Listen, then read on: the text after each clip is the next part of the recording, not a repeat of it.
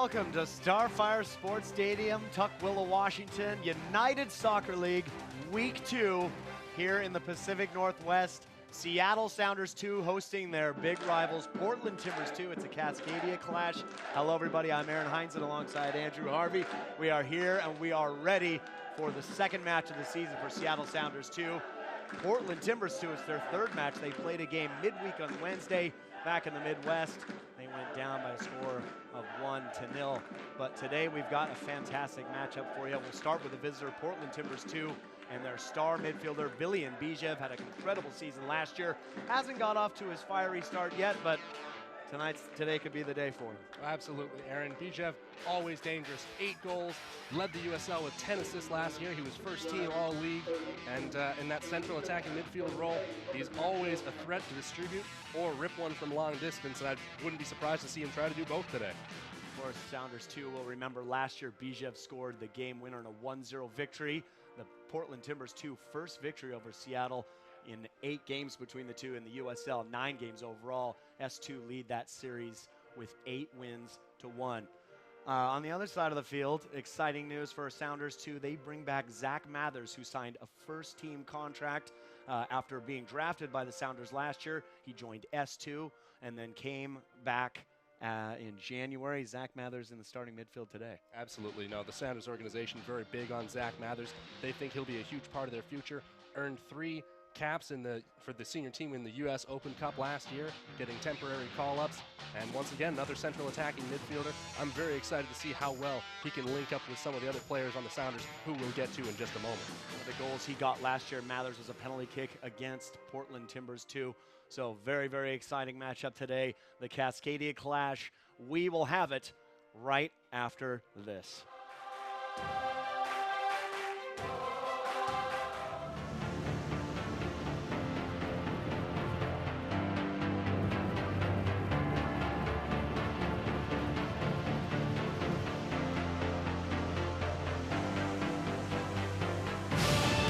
We've raised the stakes. Expectations are high.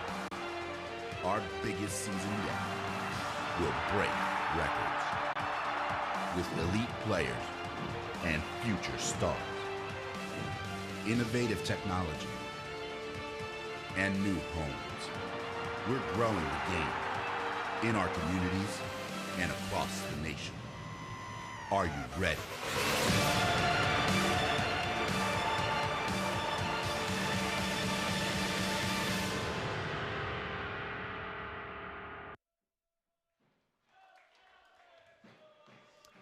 Welcome back to Starfire Sports Stadium. Sounders 2 versus Timbers 2, Cascadia clash. Let's get right to the lineups. First for Portland Timbers 2. Up top, Jeremy Ababise, the former Duke man, Charleston Battery. And out there on the right, second year, Nico Brett, 7 goals last year for Timbers 2. Vilian Bijev, we mentioned him. Blake Bodley, headed to the University of Washington after this season with T2.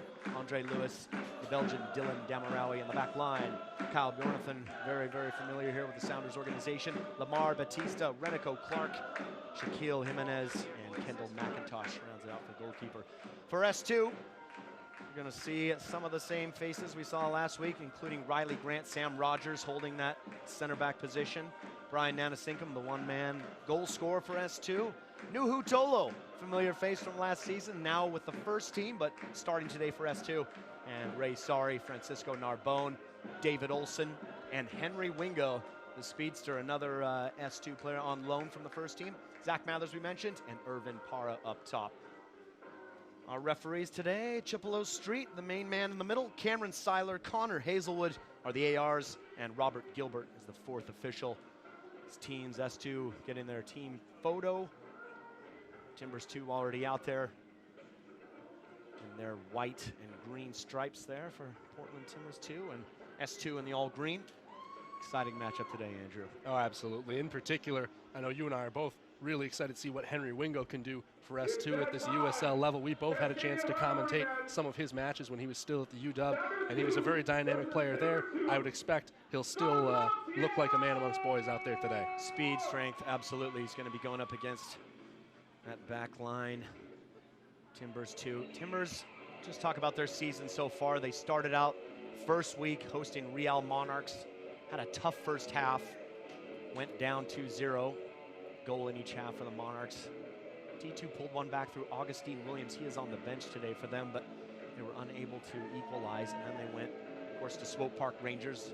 There, that's Sporting KC's second team, and lost there 1-0. Incidentally enough, Carlton Belmar, former Timber, got the goal for them in that one. So T2 still looking for their first victory today. We are underway here at Starfire Sports Stadium. Zach Mathers all the way back to Nana Sinkum. Fine Para Wingo, first pass, just goes out of bounds. Well, set piece is going to play a crucial role in today's game.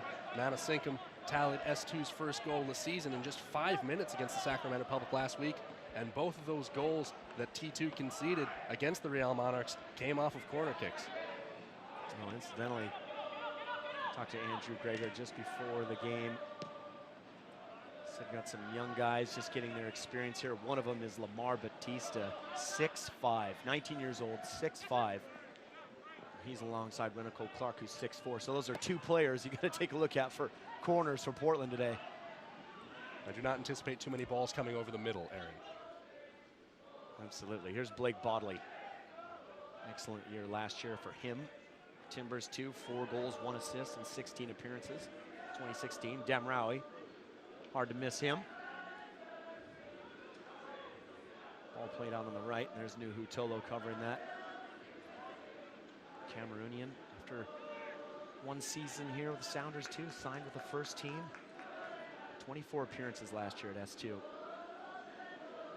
Ezra Hendrickson has to be pleased to bring him back. Well, the Sounders at Nation at Large got an idea of what he was all about in that friendly against Necaxa. Really harassed the Liga MX's side all the way up and down that left side for the entire match. Here's Nana Sinkum on the near side. Got Wingo to his right. Mathers in the pocket. Good turn from Zach Mathers. Excellent feet from him. Ball across to Para. Just can't get enough on it. It's excellent work. You see what Zach Mathers provides. Creativity in the feet. Wonderful turn there from Mathers. Para just couldn't get the finish. Yeah, I think a Timbers 2 defender, just a credit for getting a foot in there, just kind of making that ball bounce awkwardly up into Para's shin for what would have otherwise been an easy finish. Timbers, out of the 2 games, the first half, struggled a little bit in their starts. Part of maturing as a group. Both of these teams, some of the youngest you will see in USL. But again, it's all about development.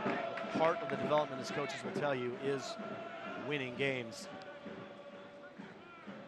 Both these teams looking for their first win of the season. There's Clark. That's his pass cut out. Ball played into Para.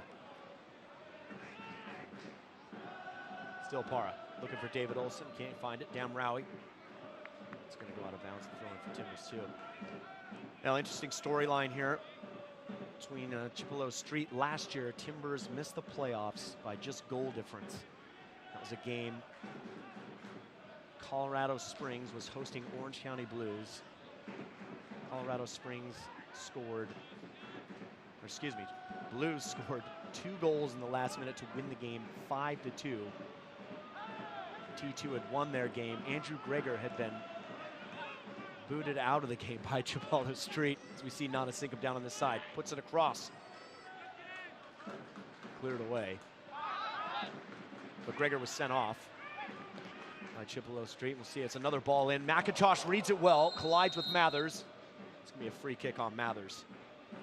Well, I know it's early, but Mathers is pretty lucky to escape a booking here if Chippewa Street doesn't hand him a card. You'll see here, Mathers kind of knows he doesn't have a shot at it, goes up. Couldn't really see McIntosh coming from the left side, but even so, nasty collision there between the two, and you hope McIntosh won't feel any adverse effects in the long term. One of those, both players going for the ball. Mathers never sees him coming. Foul is the correct call. But nonetheless, a little bit of history there between Chippewa Street and head coach Andrew Greger. Of course, former Sounder, former Timber. Another one of those strings of attachment between these two clubs. Shannon Murray there on the bench next to him. Former University of Washington player Shannon Murray. Well, you know, it's A-League. Just always so tough missing the playoffs on goal differential, especially because Timbers 2 had a rough start to last year, which they're hoping to not imitate this season here in their third match. But towards the end, they were red hot, won their last 5 games, Aaron. Yeah, Gregor said the call's coming off after having to leave the game, coming off and finding out the score is 3-2, thinking Timbers were in, and then two late goals for Orange County, and that was it. Certainly a tough way to go.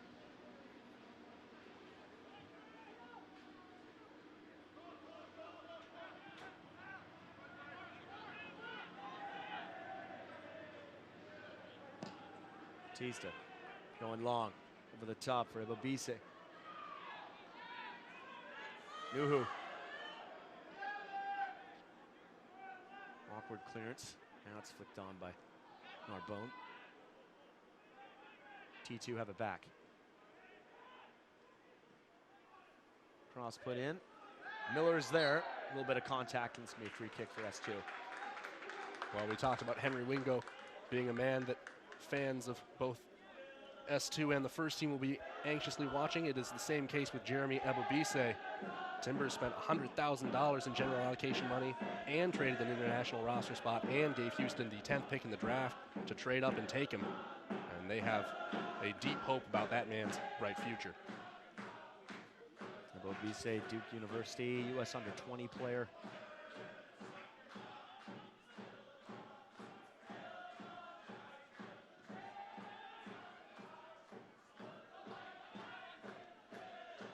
Rogers.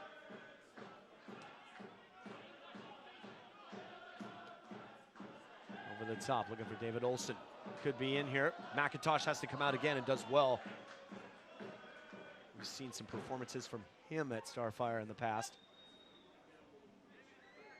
See the ball in here on the replay.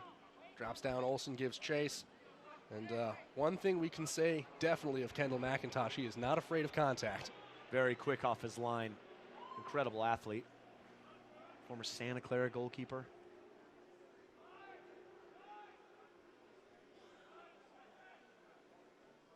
One of 4 players from T2 last year, signed to a Timbers first team contract this season.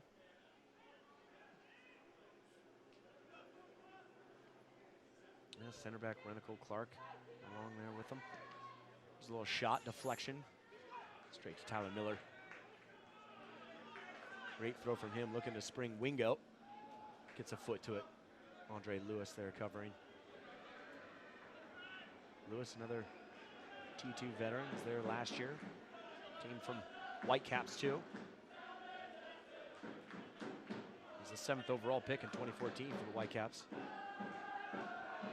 Para. Got Olson. Olson can't find Mathers. Gets it back. Gamraoui.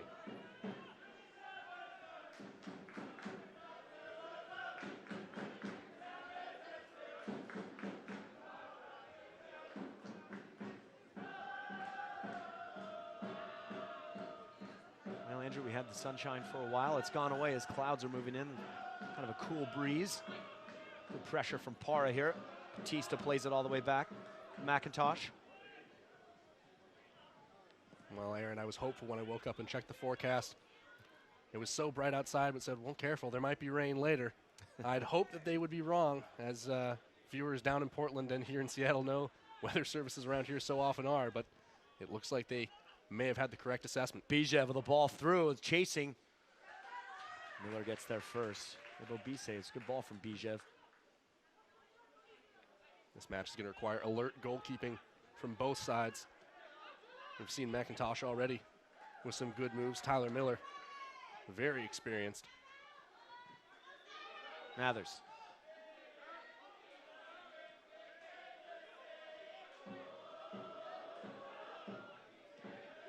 Three veteran players right here between Nanasinkum, Mathers, and Wingo.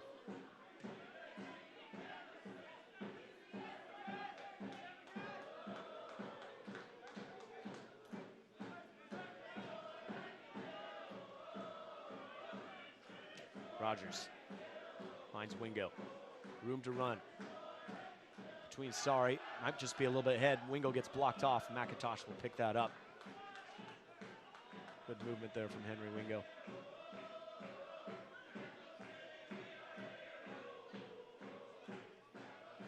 Well, a slotted through ball like that between defenders is going to have to be absolutely perfect today. Renico Clark and Lamar Batista, well, against guys like that, you're going to have a very difficult time out-muscling either one of them.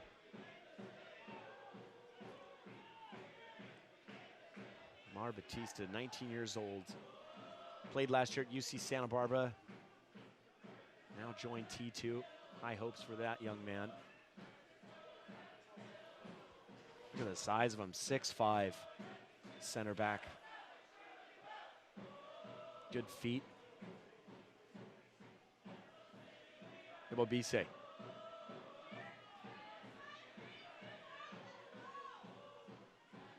T2 still on the ball, Damraoui. Clark. Switch from him out to Bjornson. Bjornson loses out to Wingo. Para. Still going. Para with that early ball. Tackle was there. Batista is going to be called for the foul. They started early. Mathers. Chippewa Street wants to bring the ball back. Just a little bit too far ahead of the foul. See here on the replay, Bjornson had already been holding Wingo, and just right there, the speed of Wingo forcing that desperate tackle. And you see there, case for why the free kick shouldn't have been allowed was I don't think that ball ever came to a complete stop either. Good thinking by S2 to start it quickly, but a little too quick, as you say. And we saw it last week against Sacramento. This is where S2 got their goal. It was right about in this area. Mathers is going to be taking it this time instead of Irvin Para. Just wonder how they're going to win a free header in the box with some of the size T2 have. But they scored last week. It was much lower. Mathers whips it in.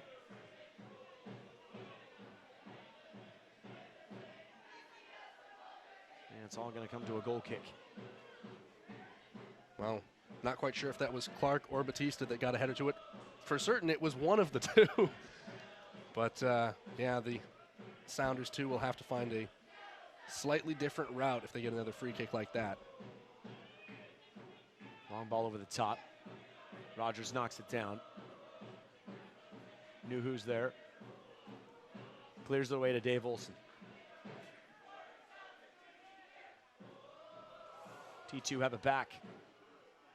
Nuhu is there, clears it away. It's going to be the first corner of the game. This one goes to T2. Now that's a smart corner concession by Nuhu. Bad back pass turns the ball directly over to Ibobise in a very dangerous position.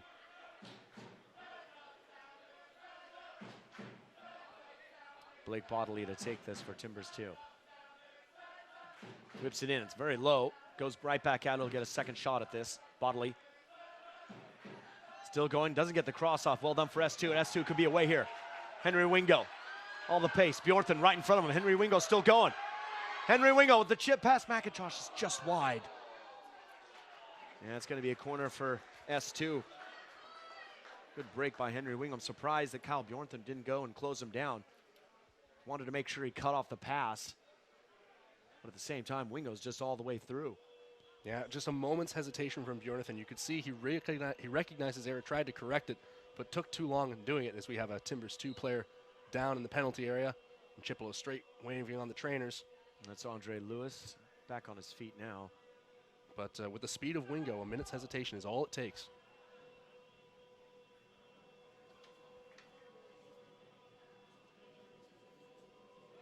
Mathers to take this first corner of the match for Sounders 2.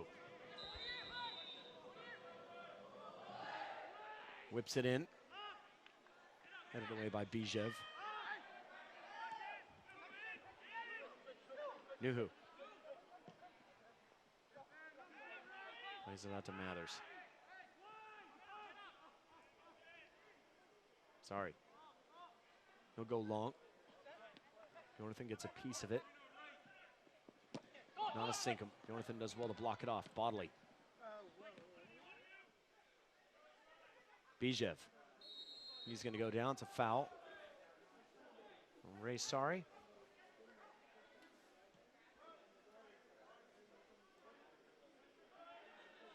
Renico Clark.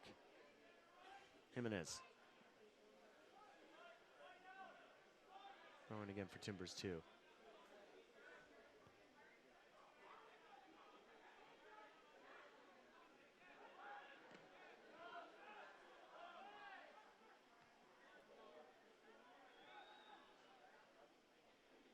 Nuhu settles it down. Riley Grant.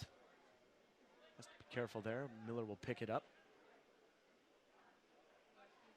Again, one of those huge throws way out here. Nanasinkum, though, can't settle it. Bodley gets it back. Both teams still kind of settling into this game.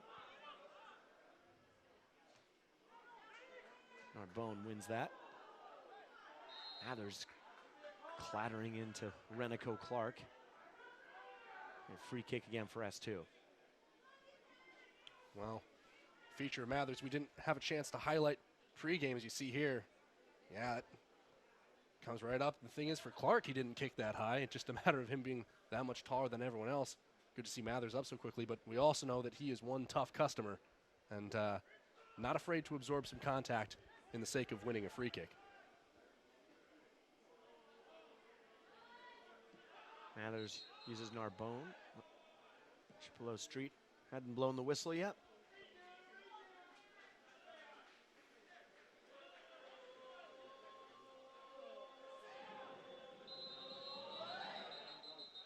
A little pushing and shoving in the box. Chippewa Street wants to have a word here.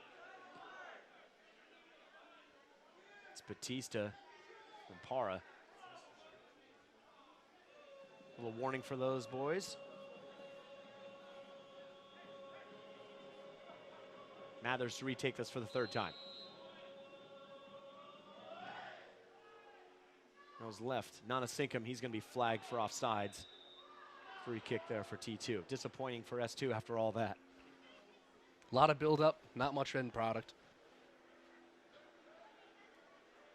But it'll be interesting to keep an eye on how much shoving we see back and forth.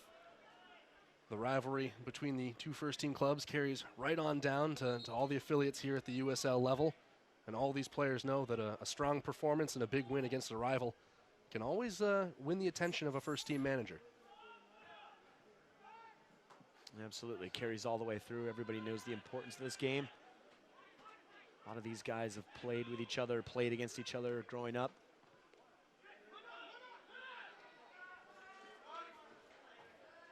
Of course, Adekoya on the bench today for S2, and Michael Amick on the bench for T2, both at UCLA together. Zach Mathers at Duke, Jeremy Abobise at Duke. A lot of familiar faces for these guys. Mathers trying to chase that down. McIntosh clears. Rogers. Gamraoui stops it. Of course, for S2. If you like your teammate rivalry flares local, you have Bjornathan and David Olson from Seattle U. Absolutely. I wonder how many times those two might have knocked heads during training drills under Coach Pete Fewing. Here's Olson now. Good ball to Mathers. Mathers just looking for Ringo. Can't find him. Of course, again, new week, new lineup, as these do rotate a bit. Players still getting used to each other. For S2, a lot of new faces, of course. Talked about those changes last week. Timbers 2 with still quite a few changes, but not quite as many as S2. No, absolutely. And I think in some cases, you might say the Timbers 2 are a little bit more hamstrung in team selection than S2 is, since their first team plays this afternoon, pretty much right around the time this game wraps up, actually. So if you're sitting at home as a Timbers fan, it's a nice day of TV viewing for you. But then again, of course, S2 also had to field 3 second chase players on its back line on Friday night against Atlanta. Tony Alfaro, Jordy DeLim, both. It's another foul picked up there by Mathers. It's got to be his third that he's collected for S2. Hopefully he stays healthy through this game. See there, pass inside. Yeah, it's a great leave by Mathers, trying to turn that ball on his back foot. Just kind of dummied Renico Clark into making a speculative challenge.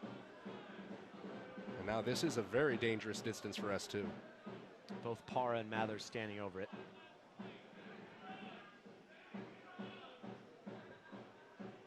See who wins the choice on this one. For the players out there for T2, this is their first Cascadia rivalry. Of course, Ebobisse up top. 3 of the 4 are in the back line. And Jimenez, Batista, and Bjornathan.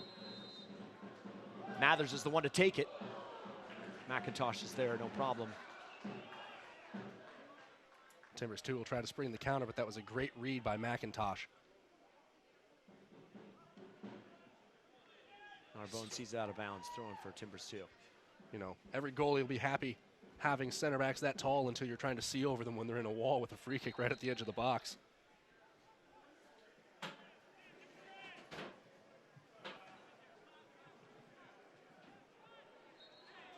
Ebobisse draws a foul. Free kick here for T2. Another dangerous one as we see everyone get in the box. 21st minute, no score. No real serious chances so far to speak of. One corner for each. Gamraoui going to take this one for T2.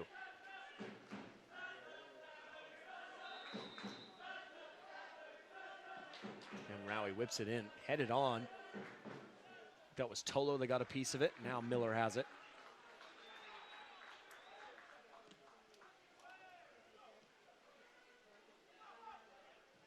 Nicely collected by Wingo. Touch from Wingo.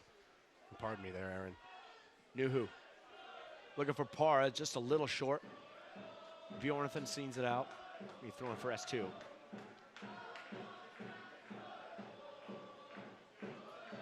Nuhu.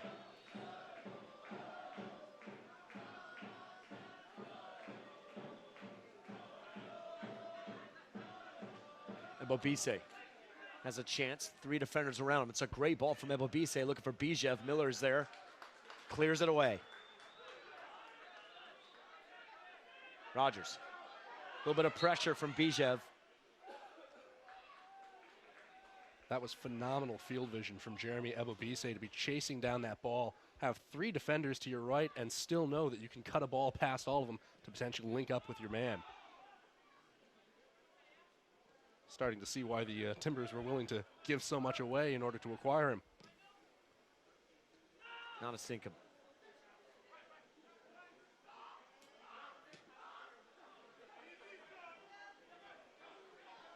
Nonasinkum has it back. It's knocked away. Mathers won't get there. Goal kick for T2. Ebobisse, 20 years old. Again, part of the youth movement here for both these sides. We'll actually be talking at halftime with Mark Nichols, Sounders Youth Technical Director. Talk about the academy, some of the exciting programs that they're introducing here. Kind of the changing world of youth soccer a little bit in the United States.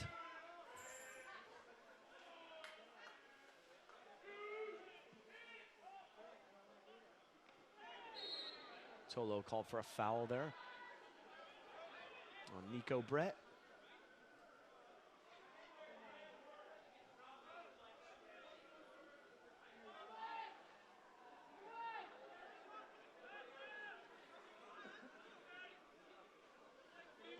Batista finds Bjornathan, gets past Nonasinkum. It's a cross. Jimenez. Tolo does well to get it back. Cleared away. Para. Good strength from him. Mathers looking to release Wingo. Can't find him. Wingo loses possession. Bodley. Lewis, his pass is cut out. And both teams not quite in their rhythm yet. No one's been really dictating this game so far. Nanasinkum. Para. That's broken up by Lewis. Yeah, as you said, Aaron, no one really generated the best chance yet. So often, so many balls just a feet or two away. Lewis brings Nico Brett out on the right. Now gets it back. Brett again, back to Lewis. Good combination from them. Andre Lewis, it's a cross, skips over everybody. Jonathan's there, tries to put it back in. Bounced nicely for Bijev. That ball's cleared away. Both sides just a pass or two away from a really great opportunity. Renico Clark gets out of that one, but is caught by Para. Clear foul.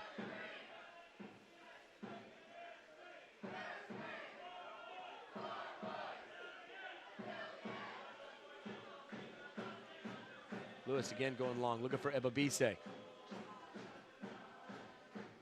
ECS fans trying to fire up S2. Get a result. Of course, T2 have never won here at Starfire. They got their win last May down in Portland. A 1-0 victory over S2. That has been their sole win in 8 matches, 8 USL matches. They had a US Open Cup game, went into a penalty shootout in 2015. Of course, neither of these guys play in the US Open Cup anymore. They changed the rules on that. MLS teams only. Damraoui looking for Bodley out here. Nanasinkum. It's going to be foul by Bodley. Plenty of fouls, no cards yet though. Well, apart from that initial contact between Mathers and McIntosh, which on review looked a little bit worse at full speed than it does once you get a chance to see it. You know, there hasn't been too much warranting of a card. And Chippewa Street there once again saying, well, the ball hadn't come to a complete stop. It's one of those stickler rules, but referees usually known for upholding the finer points of the game as well as the broader strokes. Now, it's one of those rules where it doesn't really matter maybe all that much right there, but again, if it's closer in towards the goal, that's something that can make a real difference. Miller goes along with this one. And it's going to be flagged offsides on Ebabise.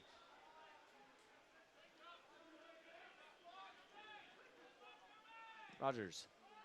Long one looking for Mathers. A great ball from Sam Rogers. Zach Mathers still on it. Mathers. It's a great effort. What a save by Kendall McIntosh. Excellent save. Second corner of the match for S2. I don't care who you root for. If you love soccer, you love this whole sequence all the way around. Watch Zach Mathers cut that ball back, not afraid to take it on his left. And McIntosh does a great job going to ground, just sticks out a hand, does enough to turn it aside. Great effort from Mathers. Doesn't get all of the ball, but his corner skips through. Bodley looking for Brett. Well, if you're T2 coach Andrew Greger, that corner right there, it's still what you're worried about with a young team. Trying to get everyone on the same page, cannot let a ball skip through like that. It's good timing from Parr to win that as we have rain starting to come down here. You're right, Andrew. We certainly did not dodge that rain that they talked about. Wouldn't be a Cascadia rivalry without it. No, absolutely not. The good news, though, maybe if we wait 5 minutes, it'll go away. Does that from time to time as well. Batista. Jonathan. Lewis. Brett all the way out to Jimenez. He'll put the cross in. Out of the way by Riley Grant. Nuhu. This pass is cut out. Nuhu again. He'll go just clear it away.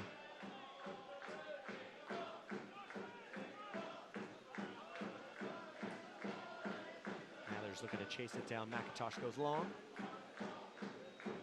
Another offsides flag, this time on Nico Brett. Rain really starting to come down now here at Starfire. But you can see Sounders too have been kind of working that counterattack angle. They know how much The Timbers' two fullbacks like to get up the field, and I think they like the speed mismatch between Henry Wingo and, well, pretty much anybody if they can catch him on a long ball going the other way. You saw Zach Mathers as well, good enough to muscle his way into space. Kyle Bjornson certainly knows Henry Wingo. Another foul called. Lots of fouls so far in this first half, probably at least a dozen at this point. Rain is now pouring down. Going back to your point there on the counterattack, both teams looking long, trying to test the center backs, young center backs on both sides. Renico Clark, 21 years old. Batista, 19. And you go to Riley Grant and Sam Rogers, both very young players. Rogers still in the academy. Riley Grant, 22 years old, out of Penn State. Ball flicked on by Bodley, looking for Bijev. Rogers will clear it away.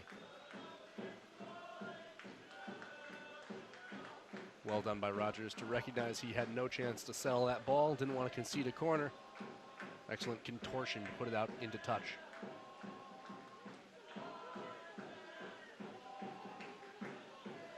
Jonathan's throw to Bijev. He gets it across, but flagged, went out of bounds.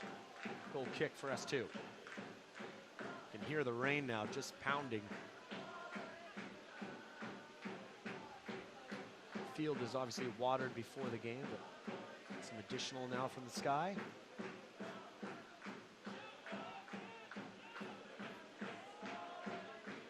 Well, if there's a bright side, no one will overheat, Aaron. Always a risk of that in summer.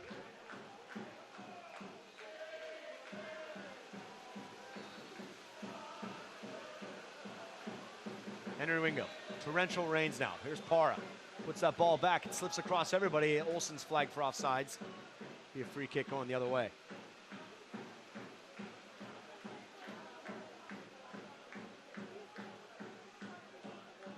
Well, we talk about both teams having to play in the elements, as it looks like this has actually been ruled a throw-in for S2. I saw the flag go up, but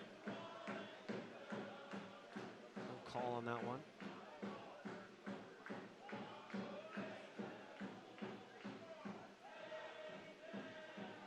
To start over. Plays switch, Nanasinkum can't get there. Riley Grant looking to pick him out. Bjornathan thrown into Bijev. Ebobise. Sorry. Nuhu. Good feet from him. It's knocked down by Brett. It's a foul. Another foul. 33rd minute here.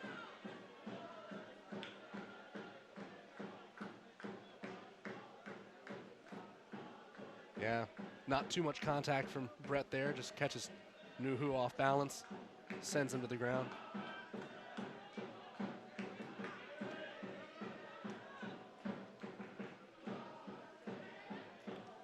Sorry collects it, finds Mathers.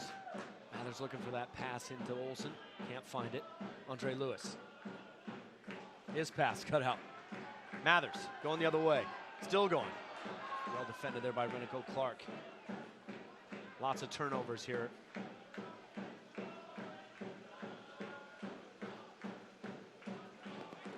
Olsen. Para. Good combination between them. David Olsen gets the shot off. McIntosh, no problem for him.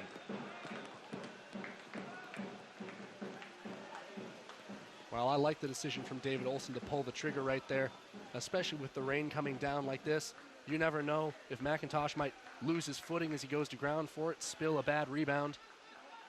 Sometimes when it's this wet and the ball gets this slick, you know, a speculative shot is less speculative than you might think.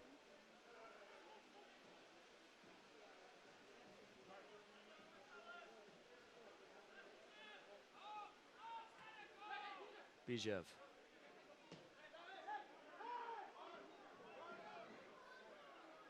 Clark.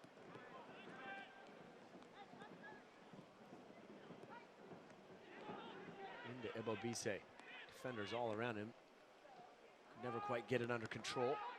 Mathers. Quick switch from him, goes to Bodley. Jonathan. Broken up by Narbonne. Good touch from Rogers back to Narbonne. Keeps it going. Mathers. Good ball movement here from S2. Switched all the way to the side to Newhoob. Skips out of bounds.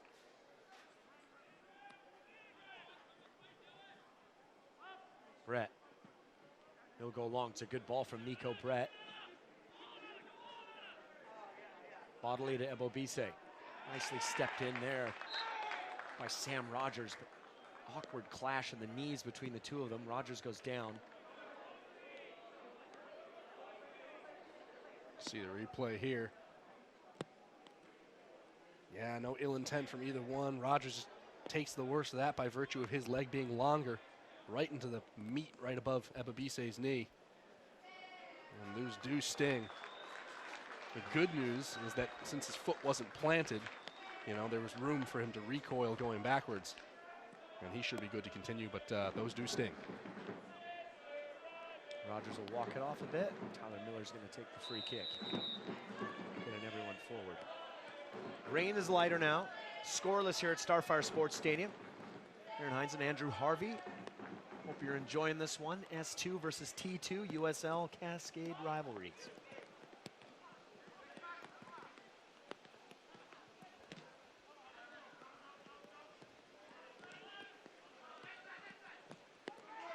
Sorry gets a piece of that from Lewis. Still down as McIntosh is looking at him. He's back on his feet. Resumes play. Wingo closing down Batista. Well done from him. Not a Sinkum. Narbonne. His pass cut out by Clark. That one's going to go out of bounds, throwing for S2. Seattle Sunshine is the chant from Emerald City supporters.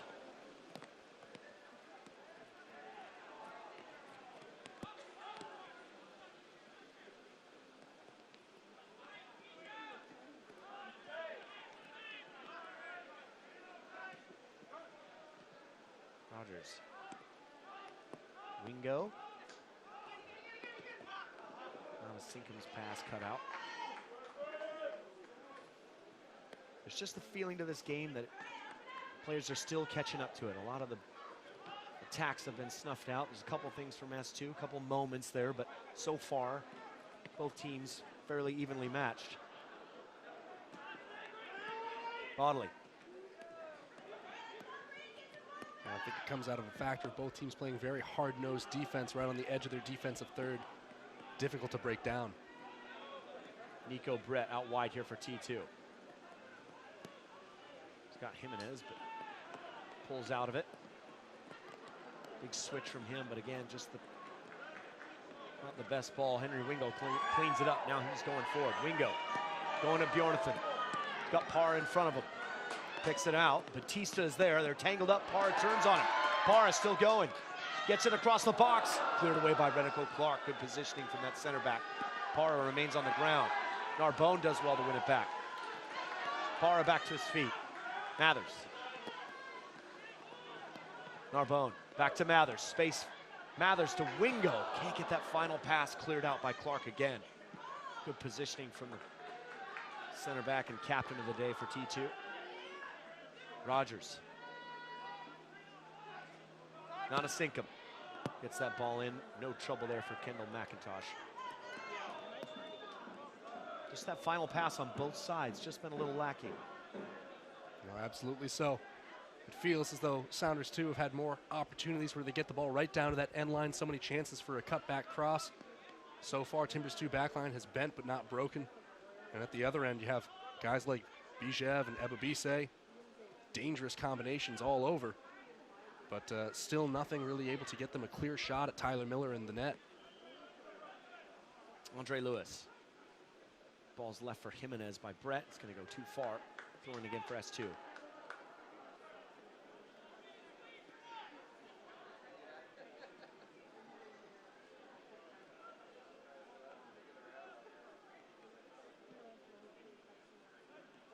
Olsen. Who picks out Henry Wingo. It's broken up by Batista.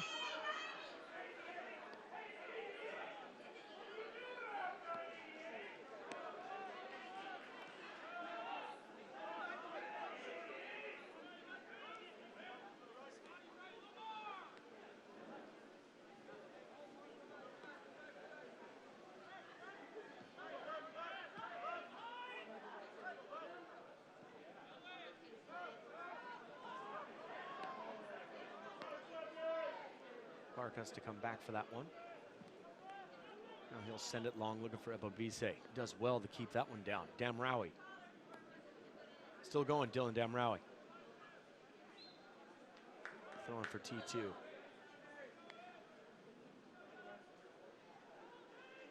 Brett.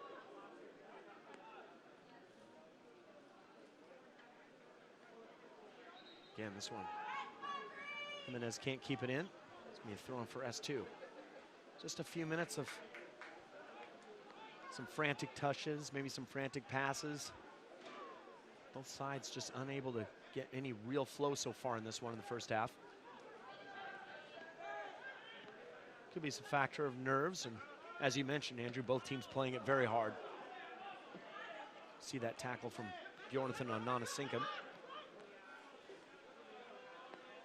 No, I think both teams right now are guilty perhaps of just playing a little bit too far out in front of themselves. Would that be touches, passes, you know, making runs that are a step or two too soon before the ball gets settled.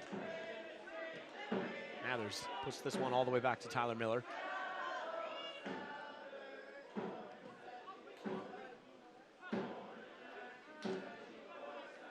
Another one by Bjornathan. It's going to go through. Brett's there. Miller. He'll have to clear that one away. It's a little awkward as Ebobisse was coming back. He couldn't touch it and just left it. So he was offsides. Kind of froze the S2 defense for a moment. I almost wonder if S2 was expecting an offside whistle there, but there's a reason that defenders are taught from the first time they put on cleats, hey, you play to the whistle. Part of the new rule of the clarification that players in an offsides position, if they don't go for the ball, then play continues. Just tough there for the defenders. He was so close to the ball, Ebobisse. Thought for sure they'd get a whistle. Batista. Over the top, looking for Blake Bodley.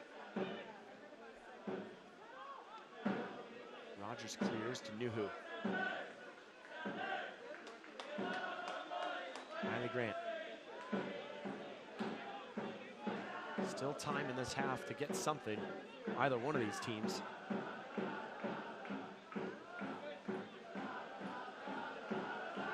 If this first half ends 0-0, this will be the first time this season so far T2 come away with a clean sheet in the first half. Just as I say that, here's Parra. Andre Lewis breaks it up, does well for the midfielder. Nanasinkum can't collect it. Damraoui's there. It's going to go out of bounds. T2, of course, conceding early against Real. Their first game last week in Portland, and then earlier on Wednesday against Swope Park Rangers. And sometimes all you need is a clean sheet for 45 minutes to get your confidence about you.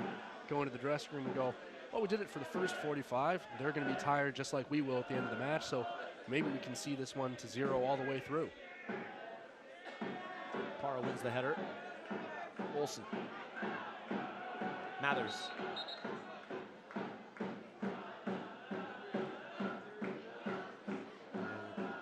Apollo Street blows the whistle. A little head collision there between Parra and Renico Clark. Didn't see a flag or anything for offsides. Well, if it is head contact, Clark will have to come off at least for a moment to get checked. Looks like he's holding his, trying to clear his eyes. He does have to come off. You're absolutely right.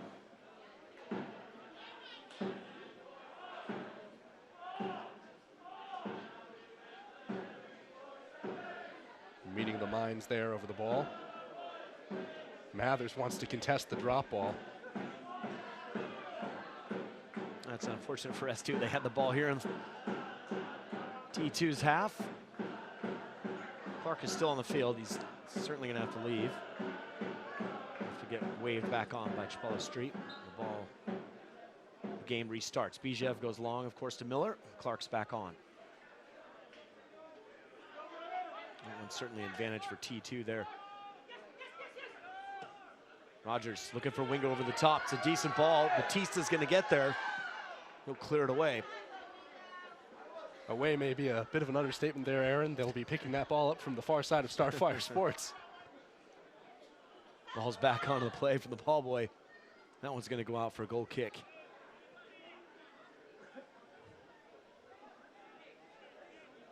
Last couple seconds here in the 45.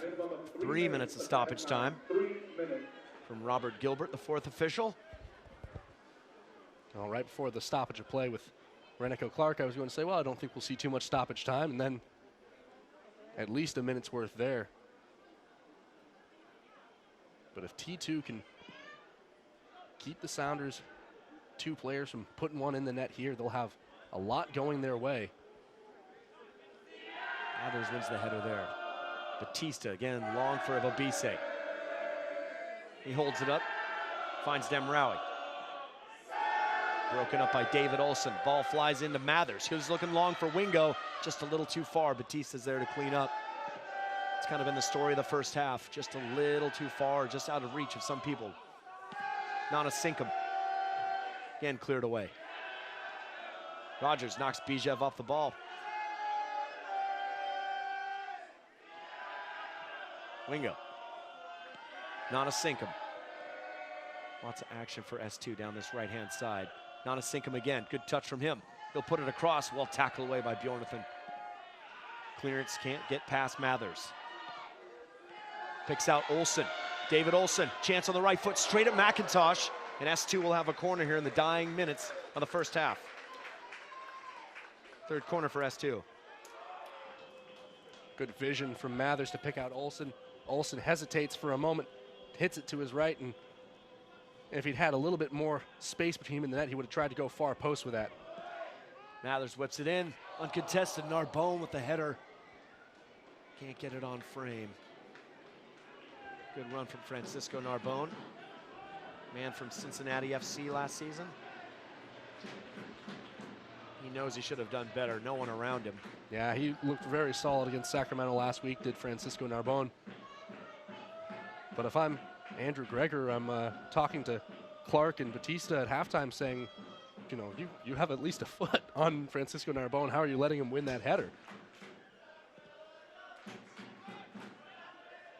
S2, of course, last week hosting Sacramento Republic, went up 1-0. Only to concede 2 goals. As we see, Bodley does well to get around Sam Rogers, win a free kick for T2.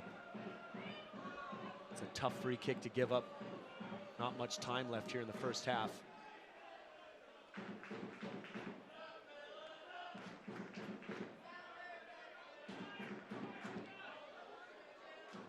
So that will be certainly a storyline in the second half. S2 kind of just faded out of the game. Going to need to keep their wits about them in the second half. Demraoui. First there's this to deal with. Street again. Not happy with some of the contact in there.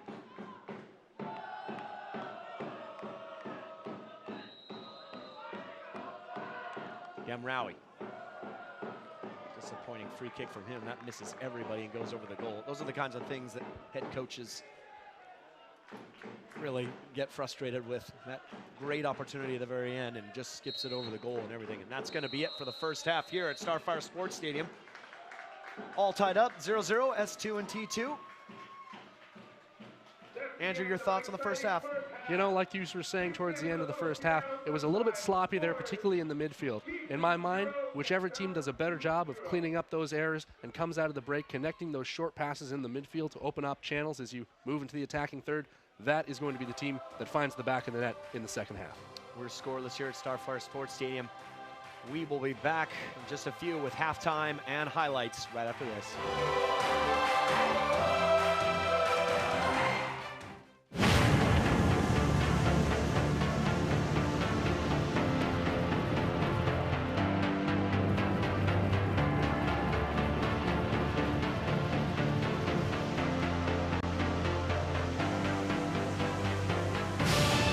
We've raised the stakes. Expectations are high. Our biggest season yet will break records with elite players and future stars, innovative technology, and new homes. We're growing the game in our communities and across the nation. Are you ready?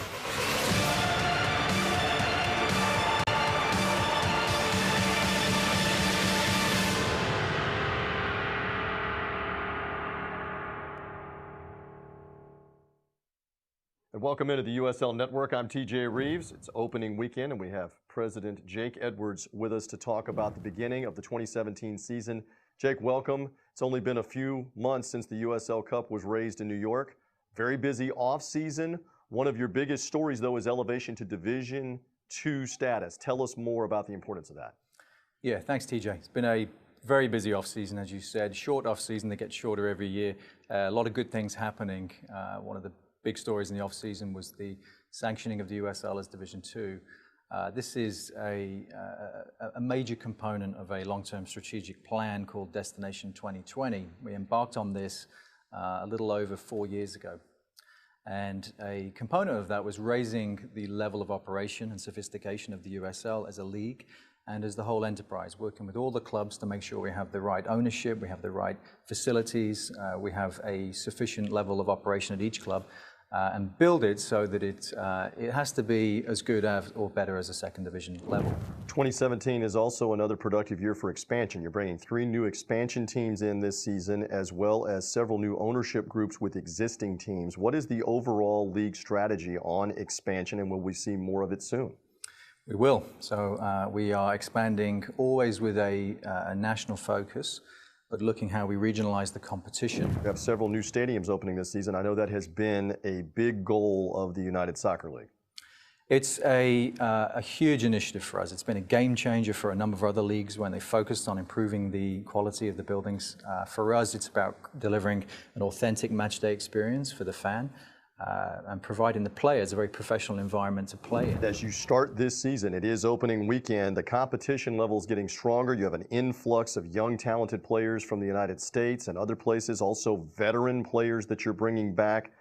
How do you feel about the level of competition as this season begins? I would say this is probably going to be the most challenging season for the teams to compete in this league. We've got a really exciting blend of talent in our league now.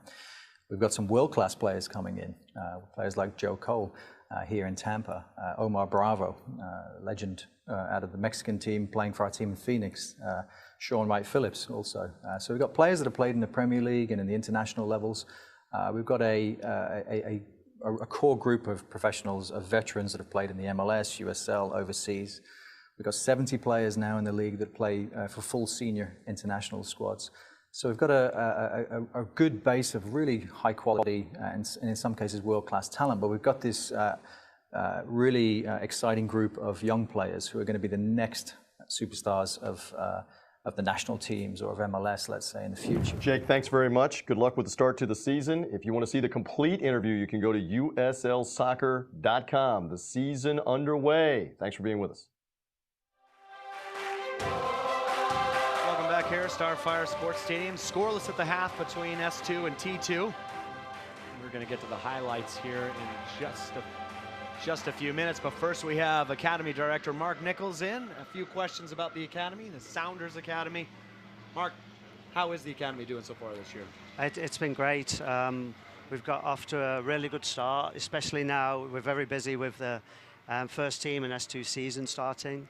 So we've been delighted. There's been 5 or 6 in with the first team every day, 8 with S2, and our teams are ticking over nicely too.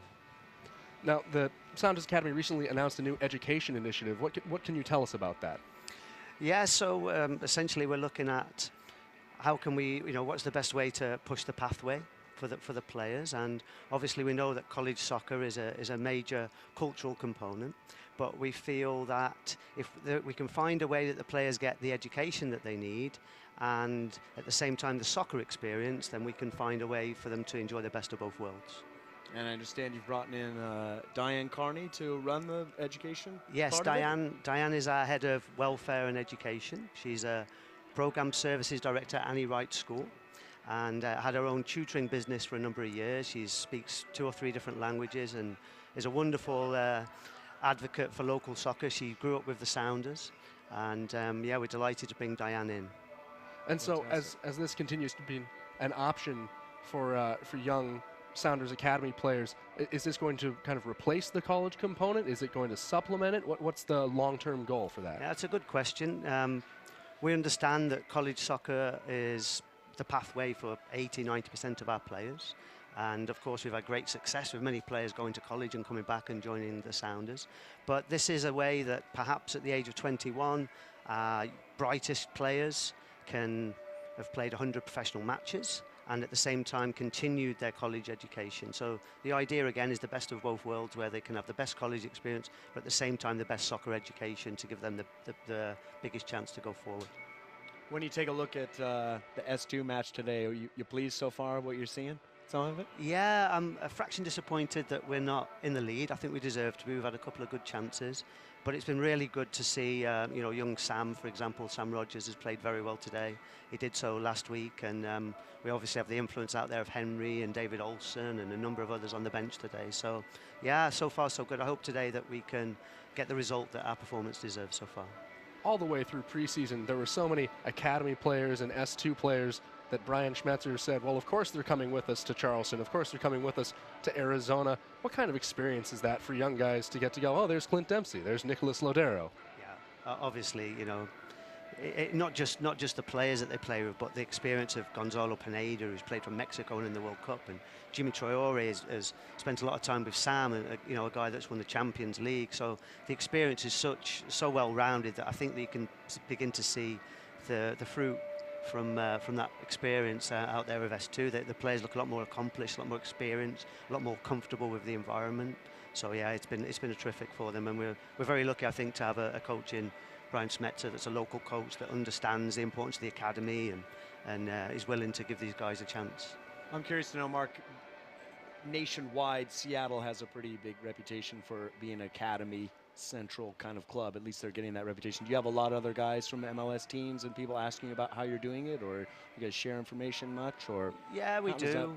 Yeah, we do. We're actually hosting in April a coaching directors course with US Soccer, where academies from across the country are actually coming to visit us, and so we're happy to share ideas, and we've been very lucky in that we've traveled to share ideas. I feel that we need to find our own way here in Seattle. We'll never be Barcelona or Bayern Munich. We'll be Seattle, but we can certainly take ideas from others and apply those programs to what makes sense for us here.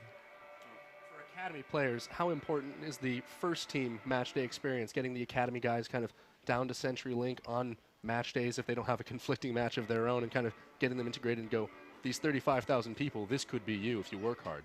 Yeah, obviously it's a big incentive. We use our boys as ball boys. So some of the younger ones are right there on the field. Obviously we supply them with tickets. Only last week we played our under-15s a match at CenturyLink. And so those experiences are obviously valuable and can create great aspiration for the future. Oh, it's incredible. And of course, Starfire here, some of the players training, they're able to see S2. They're not right next to the stadium, but still it's a nice little build-up system. The guys get to see, the stadium here. They get to see some of the S2 players you talk about, and pretty exciting. Yeah, we have our under-15 boys here in the crowd today.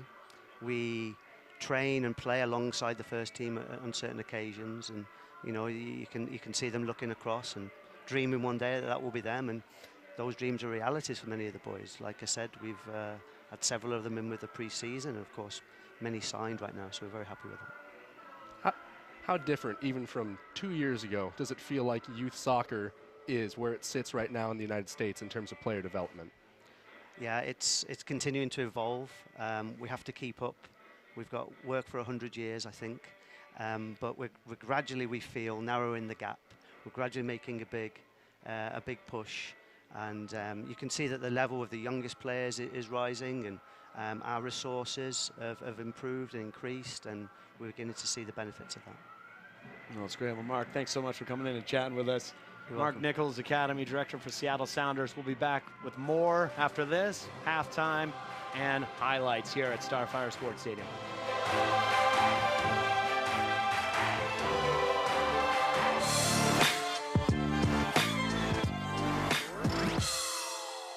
Let's rewind a few years here. You came to Seattle in 2013. after what to me and to many people is maybe the best career an American side in Europe, especially as an outfield player. Your 4th season, full season, as a Sounders coming up. How would you assess your time in Seattle so far? I feel like it's been good. I've enjoyed my time here. I think I've had a good production rate in terms of the goals and assists I've been able to get in the games played. And during my time here, the club has won trophies. It's been something that I've enjoyed, and hopefully others have enjoyed as well. But still, like you said, there's another season to play, and hopefully more history to write. Do you have like a newfound love for the game, considering what you went through last year? I think I have a new appreciation for it, for sure. Anytime something's taken away from you, it's tough to assess, and you go back out there and you're working through the tough times, and I think it just shows how much you love it, because it's not easy. It is a grind, and you don't want to just be back and not making an impact. And for me, that's the thing, is I want to have fun, but I also want to make an impact in that balance. If I can find that right balance, well, then I know that the remaining years that I have will be good ones. But you know how it is, man. If you can't do what you know that you can do, then you're going to be frustrated and not have fun. So the good thing is I've been able to feel good out there, and that's why I've been able to enjoy it and still have that love for it, because I feel like I still can make an impact. Have you thought much about getting back on the national team, just a few goals away from being an all-time leading goal scorer, or is it for you at this point a club-first mentality? Yeah, right now, I mean, it is a club-first mentality. I owe a lot to this club and this league, giving me the opportunity to come back and help develop in the game in the States. But still, yeah, I mean, if I'm able to do well here and things are going well, then it gives you a possibility to get in with the national team. And yeah, I would like to keep playing. It's an honor to play for your country, and it's something that I've always cherished, and I think that shows when I play and I put on the jersey. Hopefully I represent well. The last thing I want to ask you is, however many years you have left to play, when people look back on your career, when it's all said and done, you're still in it now, still adding to it, but when it's all said and done, how do you want Clint Dempsey, the player, to be remembered or spoken about? I mean, that's a great question. When I was younger, I probably cared more about how I would be spoke about and this and that. I mean, I'm fine with anybody saying what they want to say, because I'm at peace with what I've been able to do and the life that I've been able to have. I feel very blessed and fortunate, and that's for the people to write about and say. I wouldn't want to put words in people's mouths, but we'll have to wait and see what is said. But at the end of the day, I'm at peace because I know what I've been able to do and how I feel about it.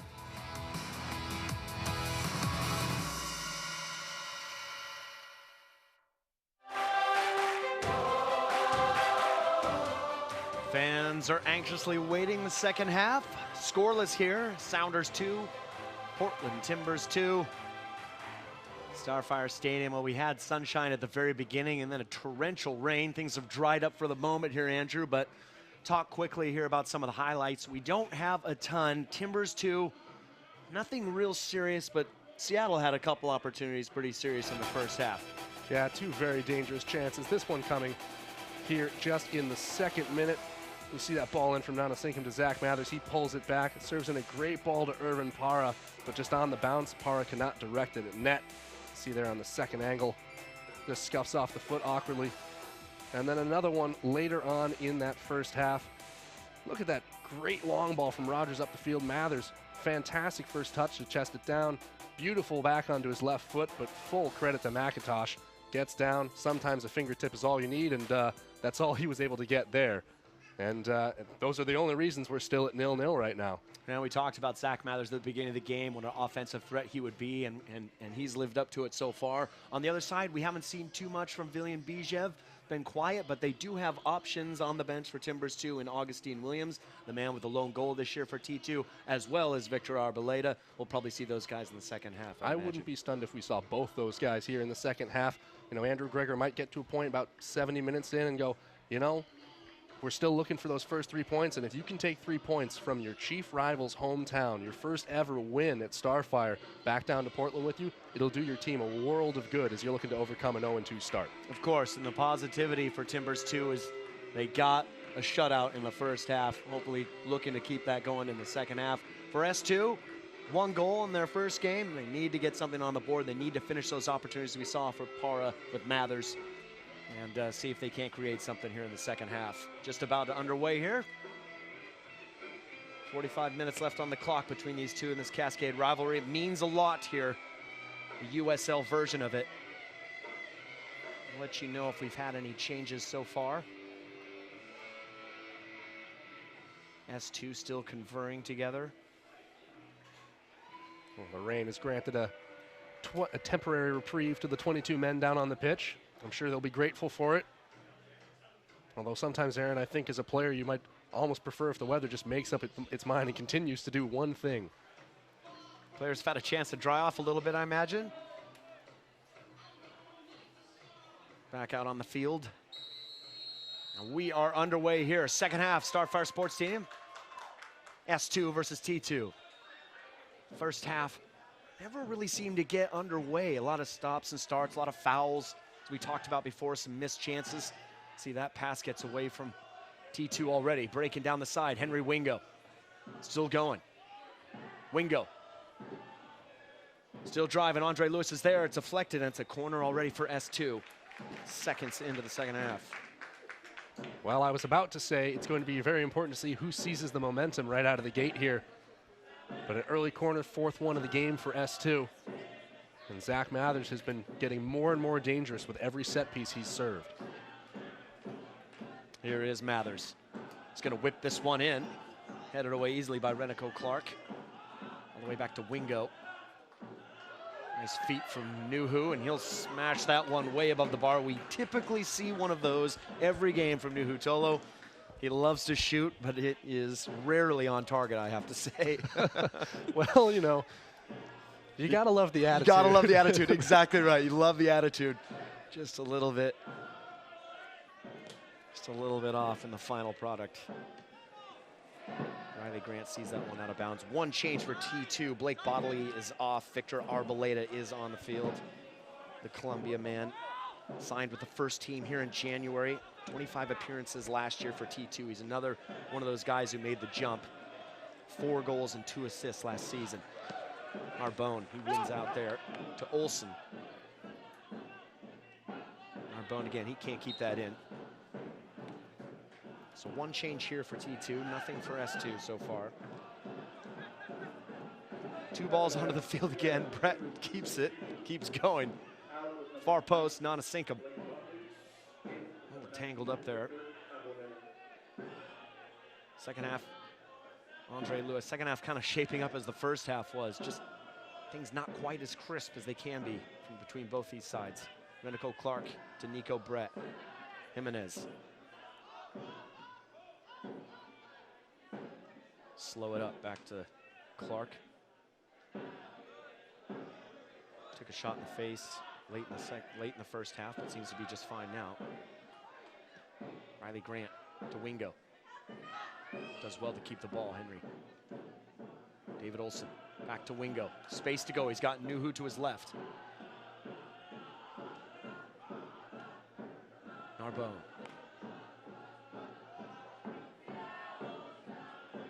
Nuhu. He'll drive inside. Olsen. It's broken up again by Lewis. Now it's back for S2 with Parra, and now it's lost again. Here's Arboleda. He'll show the pace. Gets around Sari. Victor Arboleda.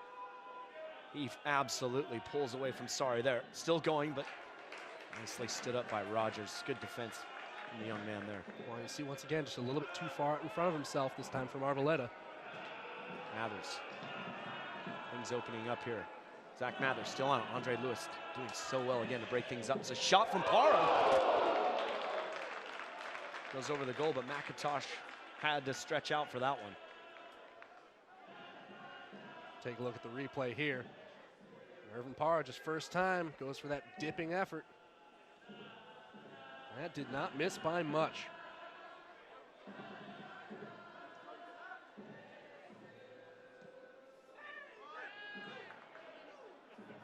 Solo here with something on the front foot. Mathers cuts it back, Mathers, but can't keep the ball. Brett. Grant trying to get to it. Sorry does.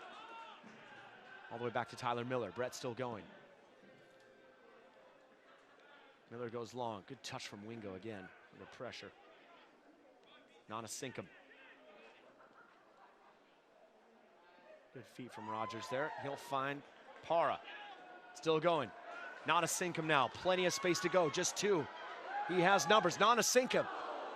Instead he goes for the shots. Blocked off by McIntosh. Another corner here for S2. Not totally sure that was the right decision from him, but it's good. Good pace there from the right back. A bit optimistic to see him cutting here. You got Mathers to the inside. Olsen was probably overcovered, but if you strike a medium strength ball, Mathers is more than able to run in that and finish on what would have been an open net. Mathers whips this one in. Ball bouncing around. I think that went off again. A T2 player. It does. Another corner, third so far. Just 5 minutes into the second half. I couldn't tell who that went off of. I'm not sure they knew anything about it. Mathers goes far post with this one. Bjornathan sees it out. Henry Wingo. Nuhu puts this one back in. Bjornathan wins that battle.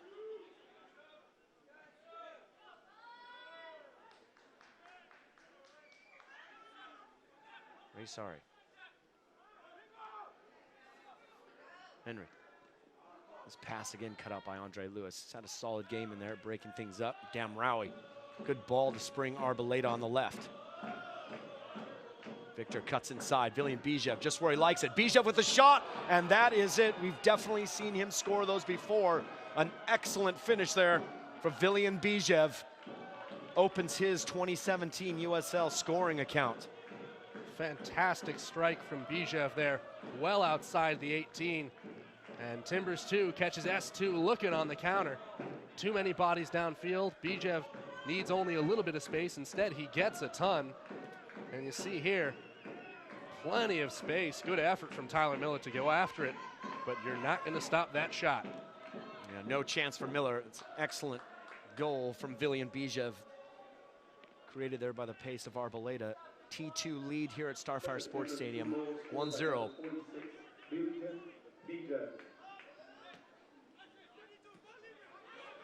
How will S2 respond now?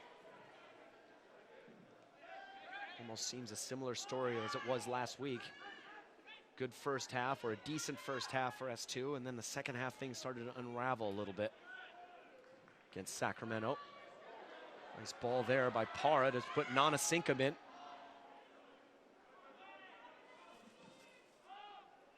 Cleared away by Batista. This one headed down straight to Bijev. Bijev is caught there by Sari after that and stays on the ground. Jimenez to Nico Brett. We'll wait and see, and that's going to be a card there for Ray Sari. He picks that one up in the 53rd. Villian Bijev still on the ground. Didn't quite see the point of contact between Sari and Bijev. Well, after the pass from Bijev, Sari catches him late. Easy call there for Chipolo Street. Head referee today.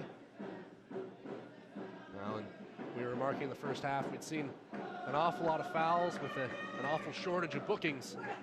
And so now we have one. That's a good call, Andrew. I'm not sure how many more warnings everybody out on the field is going to get. Can't keep track of how many guys were warned, but it's got to be most of both teams, I'd imagine, the way the first half went. Renico Clark looking long for Ebobisse. Riley Grant nods it up in the air. Miller collects. Nanasinkum breaking away. Arboleda is going to try and catch him. He'll do so fairly easily. Great ball from Nanasinkum to spring Mathers. He'll cut it back for Henry Wingo. Wingo still going. Henry Wingo. Ball just pops up on him at the last second. He smashes it wide. Another huge chance for S2. They need to start finishing some of these to get back into the game. See the ball in here on the replay. Mathers, great job to control it. Casual no-look pass and just that last bounce. If that ball had been on the ground flat when Wingo struck it, it would be in the back of the net right now, but instead he skies it. Well, you could see it pop up at the last second. Unlucky there for Henry Wingo. Great attack there from S2. Wonderful ball by Nana Sinkum to put Mathers in. Rogers to Para. The entire bench on both teams warming up. Now Para is on the ground. Foul on Batista. Free kick for S2. Nana Sinkum. Sun is back out here at Starfire. Wingo.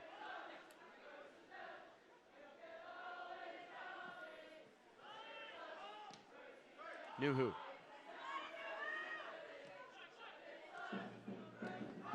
Narbonne, he's caught there by Bijev. Paulo Street's gonna call a foul there on William Bijev. Still no card.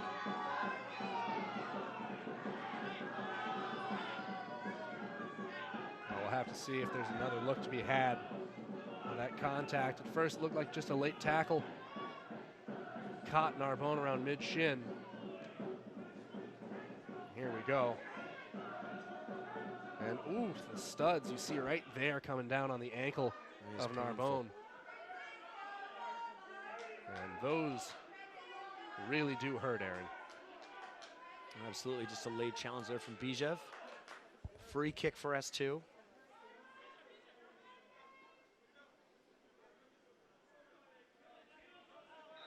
Mathers to take it again.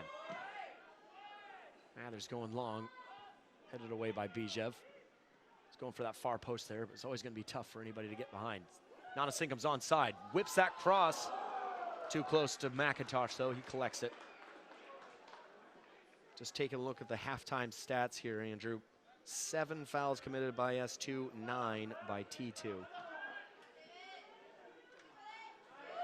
Olsen wins that one to Para. David Olsen on the left-hand side, gets it back across. Nicely cut out by Clark. Well read by Nuhu, still going. Nuhu, he's called for a foul there as a push on Andre Lewis. Yeah, he's going to plead his innocence, but again, too far out in front of himself. He knows it, and he just tries to create a little bit more room for him to catch up to that ball. Well, forearm extension there. Foul going the other way. Yeah, stiff arms need to be saved for the other form of football, Aaron. Certainly true. Can't get away with those here.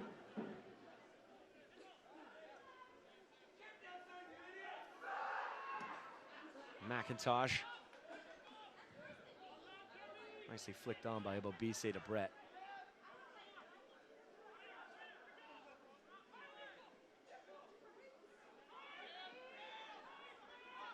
Brett working on Grant. Gets him on his left foot, puts it in. It's gonna just miss Ebobisse, who found some space. 58th minute here. Be interesting to see what S2 do. They seemed to be in control, or at least having the better bit of chances. There's another foul by Bijev, this time on Rogers. A bit more in control. At least they had the better opportunities in the first half. Now find themselves trailing 1-0 here. I think the Arboleda substitution, you know, of course it leads to the goal, but I think it also really has altered the way the Sounders are able to attack. Every time they go downfield, they have to be able to account for Arboleda's speed on the counterattack. And so far, it has played a definite effect on this game. Nana Sinkum is still ranging downfield, but you're noticing that the defensive midfielders from S2 are having to stay further back to compensate for it because they cannot afford to get caught on the counter. Olsen, excellent look to try and find Wingo. Para wins the second header. Clark breaks it up. Batista's down. Ray Sari on the ball to Narbonne. Batista still down on the ground. Grant, S2 plays on. Now Nuhu plays it out.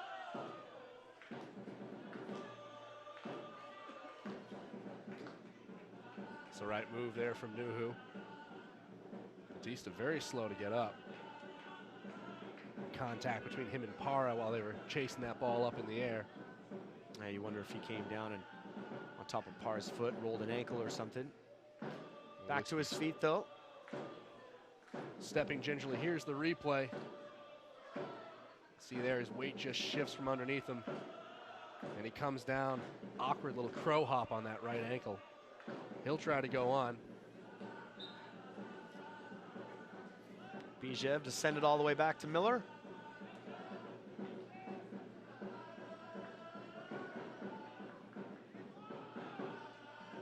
Grant.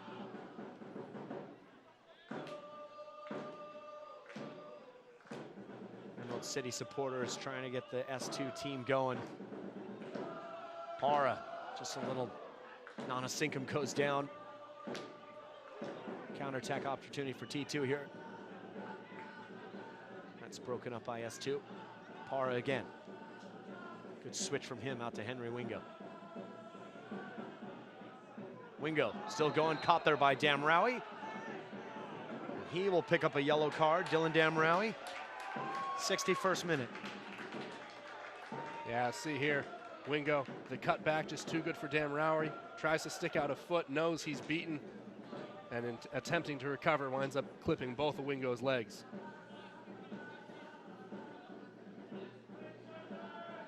Card for each side. Ray Sari in the 53rd minute. Dylan Damraoui in the 61st. We are going to have a substitution here shortly from S2. Mathers on the ball again. And whip this one in, headed away.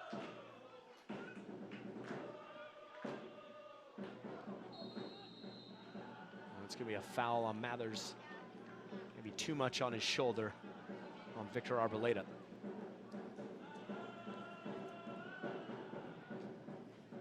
Mathers frustrated. He's helped create so many opportunities for S2. None have come to fruition so far. And our first change here for S2, it's going to be number 71, David Olson, coming off, replaced by Shea Adekoya. Seattle man, went to USL, or UCLA, excuse me. Signed as a homegrown player by the Sounders on the 18th of January, loaned out to S2 shortly thereafter. David Olson, Seattle U man, his day is done. Adekoya on the field now. Yeah, perfectly respectable outing for Olson. I think he had some good passes back into the middle as that one is over to the adjacent office park after being cleared out of play. But Ezra Hendrickson hoping that Shea Adekoya can spring something here. There's Parra being held out by Batista. It's going to be a foul here for S2. Big free kick opportunity, and that's a yellow card there for Batista. All rightly 63rd so. minute. You can see there on the replay, grabbing a couple of fistfuls of Irvin Parra. And do that right in front of the assistant referee, earn yourself a yellow card. Easy decision there for Apollo Street. Mathers again. Last few free kicks haven't been able to beat the first player.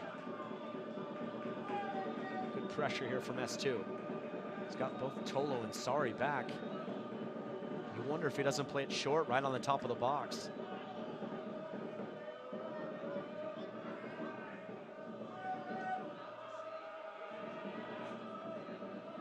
Drum roll from the ECS.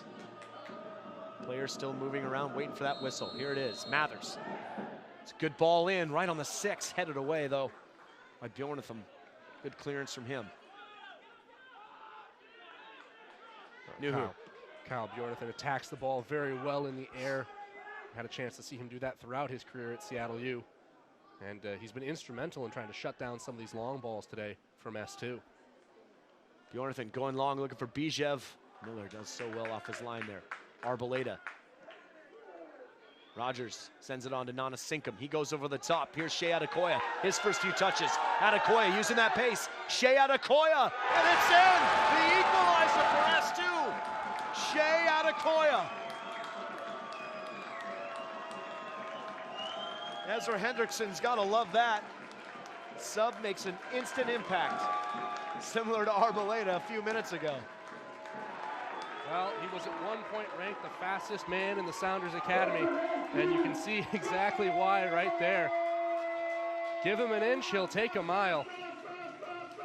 Ball from Nana Sinkum right there.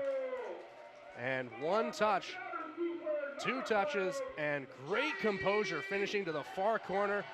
Well defended by Kendall McIntosh. Didn't leave anything for Adekoya except for just a little bit, but that was all Adekoya needed. And Aaron, we're level at 1. Great work by Shea Adekoya. Opens his S2 account. First professional goal for him. 64th minute. We are all tied up here at Starfire, as you said, Andrew. Both teams settling into this game. Adekoya. Narbonne. Adekoya again gets the cross off, goes through. Headed away by Bjornathan, sort of, but Henry Wingo to Mathers! S2 have the lead in the span of 2 minutes. It looked as though T2 were gonna get this one clear. They didn't. And Zach Mathers with an easy finish. It's a catastrophe for the Timbers 2 back line. They've played so well all game long, and now in the span of 2 minutes, they give up 2 goals. This time, just coming off an awkward field clearance in front of net, Bjornathan gets a header to it, but no one's tracking at the back post. They lost the ball, they stopped moving their feet, and Zach Mathers punches in a goal that he's more than earned this afternoon. Good heads up play by Henry Wingo, just gets a foot on it, whips it back across in front of goal. It's one of those awkward balls as well by Adekoya in, just goes right in between Renico Clark. Some of the other T2 defenders. Huge goal there for S2, great response from them.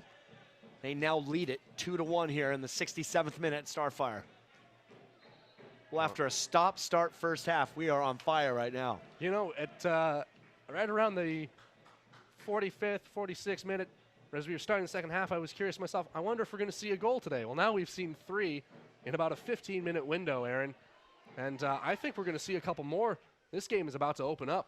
I agree with you. That one's cleared out by Batista. We've already seen one leave Starfire complex. Probably quietly floating down the river just behind us, behind the fence. Souvenir for a lucky fisherman. Bjornathan sees that one away. Narbonne flicks it on, no problem for Rogers. Well, the next few minutes are going to be crucial for Timbers too, Aaron. They don't have to score an equalizer, but they do have to slow down and recommit themselves to playing solid defense, especially if the Sounders work a ball into the attacking third. It's all about, of course, you put in the tactics. You talk about players working well together, but it's also the mental side of the game. How do you respond to these waves of the game where it's not going your way and now you've lost your lead? You're away from home. It's all part of being a professional. Bjornathan. Beleda. Lewis. Good ball from Clark out to Brett. Tries to get the cross in off of Tolo. Throwing for T2.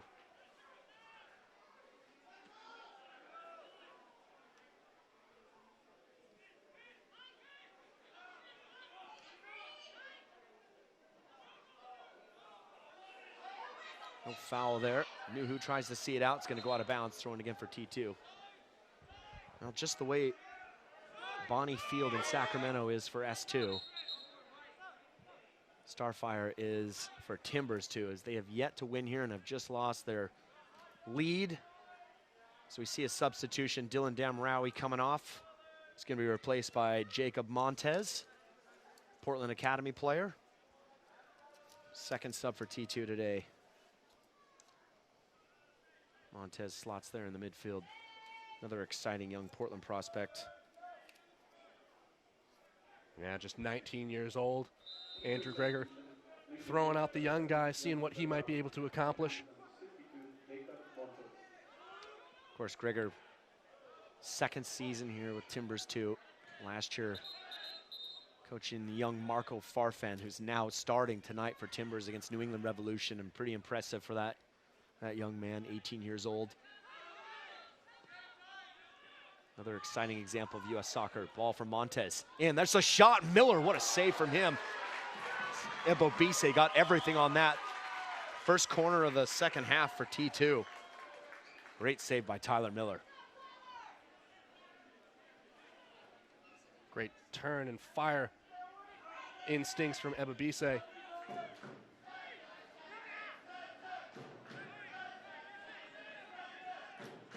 See what Timbers 2 does with this corner. Bijev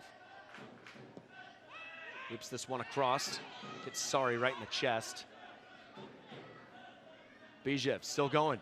Clever from him on the byline. He's going to get another corner for Timbers 2.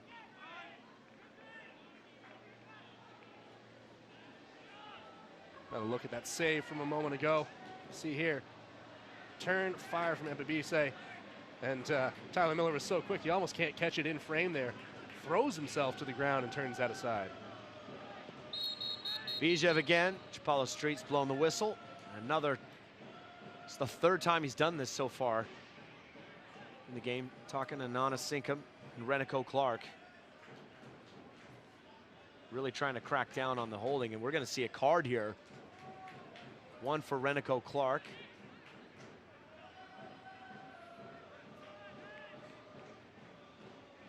Nana Sinkum in on the conversation, but doesn't look like he's picked up one. I can't tell if Nana Sinka got one. Renico Clark got one for sure. We'll have to wait for clarification on that. Well, from Chipolo Street's body language, it looked like it was just Clark that was assessed a yellow card there, so you have to wonder if maybe he said something that Chipolo Street wasn't happy with. Bijev whips this one in. There's a header straight at Narbonne. Again, Clark called for a foul. 3 T2 players on yellows. Damraoui, who's no longer in the game, but Batista and Clark, both center backs, now have yellow cards. Take a look here at the save. All for naught due to the foul. Tough to see exactly what Clark was doing. Maybe he's hanging off Nana Sinkum. Well, I think, you know, as is often the case with the big guy, it's very easy to accuse them of climbing the back of a defender, even if they are not making much contact. And I think that might have been what that whistle was for there. But we know that that's been a point of contention at the highest levels of the game.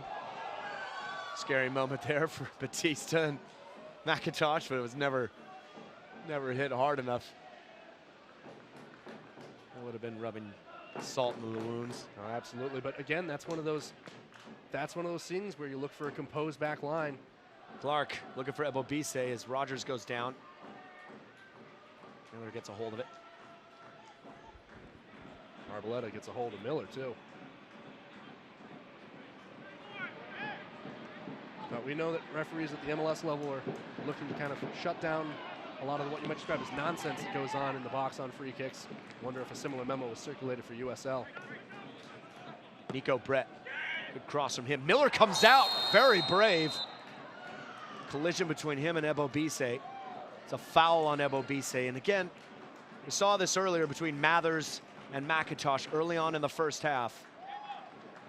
I understand Miller's stretching his hands out here, but here's what I think Ebobisse has every right to go for that cross. An excellent ball from Brett. It's just a tough call. I mean, he is in a vulnerable situation, the keeper, but it's a great cross. It's a 50-50 ball. For me, I think, I honestly don't know if I agree with that as a foul call or not. It's a tough one. I know you got to protect the keeper, but at the same time, Ebobisse has every right to go for it. No, absolutely. It's one of those weird points of emphasis where if Ebobisse gets to that ball first, then you know, they're probably just going to let it play on if there's that kind of contact between the two. Certainly one of those gray areas from time to time. It's a similar situation with Mathers and McIntosh earlier. Mathers jumping in. McIntosh was there first. Mathers hits him. Fair enough, that's a foul, but those two arriving at the same time. Tough call. Yeah, absolutely. I can see the need to protect goalkeepers. Certainly 100%. An older generation of goalkeepers might hold that up as what they see as softness in the modern game. I don't know if you know many old goalkeepers there that you talk to on a regular basis. But as a general rule, I'm in favor of things that cause a safer game for the players. Oh, certainly. Just excellent ball, you know, they both get there at the same time. Yeah, it is what it is, part of the game. Yeah, toss up, one of those weird intricacies of the rules.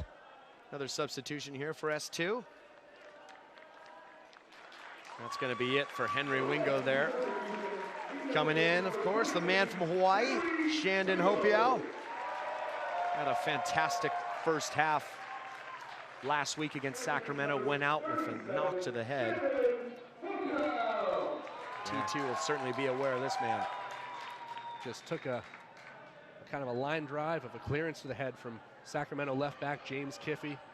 Saw him subbed out, mostly as a precaution, wanted to make sure that he didn't have anything serious from a head perspective, and very good to see him sub back onto the pitch here. Had 2 appearances last year at the very end of S2 season. Nice work by Adekoya to break that up off Jimenez. Shannon would just slot in right where Henry Wingo was, that right-hand side. Jimenez to throw this one in. T2 trailing after taking the lead early on in the second half. Goal, fantastic goal from Viljan Bijev. S2 fire back in the 64th and 66th minute through Adekoya and then Zach Mathers. They now have the lead here at Starfire. Nico Brett. Clark.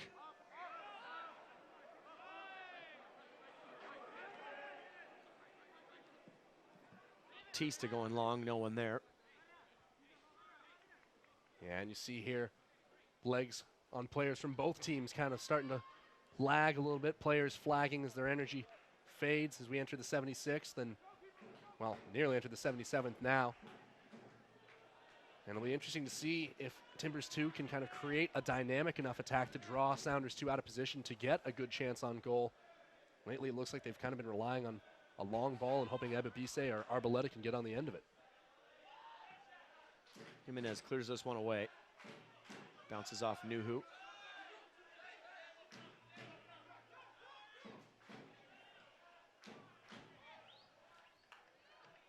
Montez kept that ball moving. Now it's to Bjornathan. T2 want to keep the pace of this game moving, keep the energy up.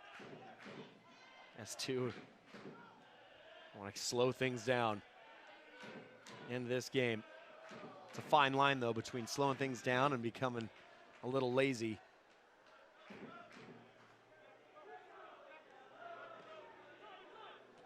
Montez. Bijev. Great ball from him into Arboleda, who's inside, and Nanasinka. Miller is out. Arboleda goes down Chippewa Street, points to the spot, and it's a penalty for T2. It's Victor Arboleda and his speed once again. It's a great ball from Viljan Bijev into Arboleda. He'd run on the inside of Nanasinka. We'll take a look at it again here. Miller comes into frame. Yep, that's a penalty. No question about it. Arboleda gets a touch on the ball, and then Miller pulls out the back leg. So Tyler Miller's had some great stops tonight, but does he have one more act of heroism in here in the 78th minute? Well, we know he can certainly stop penalty shots. He was the hero of the U.S. Open Cup last year for Sounders, the Seattle Sounders first team against Real Salt Lake. Here he is against Viljan Bijev, looking to get his second of the match. Bijev, tie things up. Viljan Bijev, Miller with the save. He does it again. Tyler Miller. I gotta say, Bijev, not the best struck PK. Perfect height for a keeper, but what a reaction from Tyler Miller. Absolutely. Fans love that. Tyler Miller, Stefan Fry, there's something about these Sounders keepers and saves when it comes to penalties. But right there, not good enough from Bijev, unfortunately. A ball like that at this level, that has to be no more than 12 inches from the post if you want to put it at that height. He puts it about 4 feet from the post, and Tyler Miller, with a great read on that ball, comes up with a huge save. Para with the shot. McIntosh will collect that, no problem. Certainly a disappointing PK from Viljan Bijev after his initial first goal. Head coach Andrew Greger's got to be a little disappointed to see that opportunity slip away. Bijev, though, flicks it on. Ebobisse. Cleared away by S2. Now we're going to see another substitution here from Portland.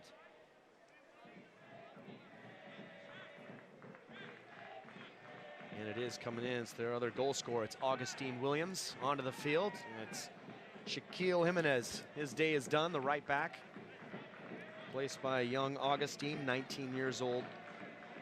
Came in last year late in the season on August 3rd, made his debut. 11 appearances, 3 goals, 1 assist. Has 1 here so far this season. That home game against Real Monarchs. It's kind of just handed to him as a mistake from the keeper. Passing it into his own defender's heels, deflected off. Williams was there, but it was a great finish. Oh, absolutely. No, it's, fortunate to have that opportunity, but Williams did exactly what he needed to for that goal. And he'll be looking to see if he can work his way to another here inside the final 10 minutes. Bjornson does well to keep that in. Nico Brett still going. Gets around Tolo. Brett back across. Brett. 2 players now down. Nuhu onto the ground. Perhaps slightly dramatic there. Might have taken it into the, caught an arm in the neck, but Chippewa Street not incredibly impressed. Free kick for S2. Well, Nuhu will take his time getting to his feet, as players on teams with the lead late in games do. You see it here. There's Adekoya going down. Brett gives chase to this ball, and as I take a look at it, you catch one of those right on the windpipe. Those take a couple of minutes to get the airflow going. Brush of the hand.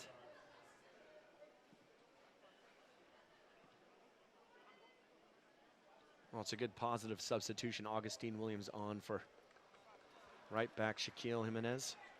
Well, and I said at halftime I wouldn't be stunned if we saw both Arboleda and Williams. At the time, I was kind of... Brett's going to pick up a yellow card for that after Chippewa Street had a chance to chat about it. Right here in the 82nd minute. So 4th booking of the match for Timbers 2, 5th overall. Ray Sari, the lone Sounders 2 player in the book. But when I said I thought we might see Arboleda and Williams, I was sort of expecting that Ebobisse might be off by that point, Aaron. 3 forwards on the field right now.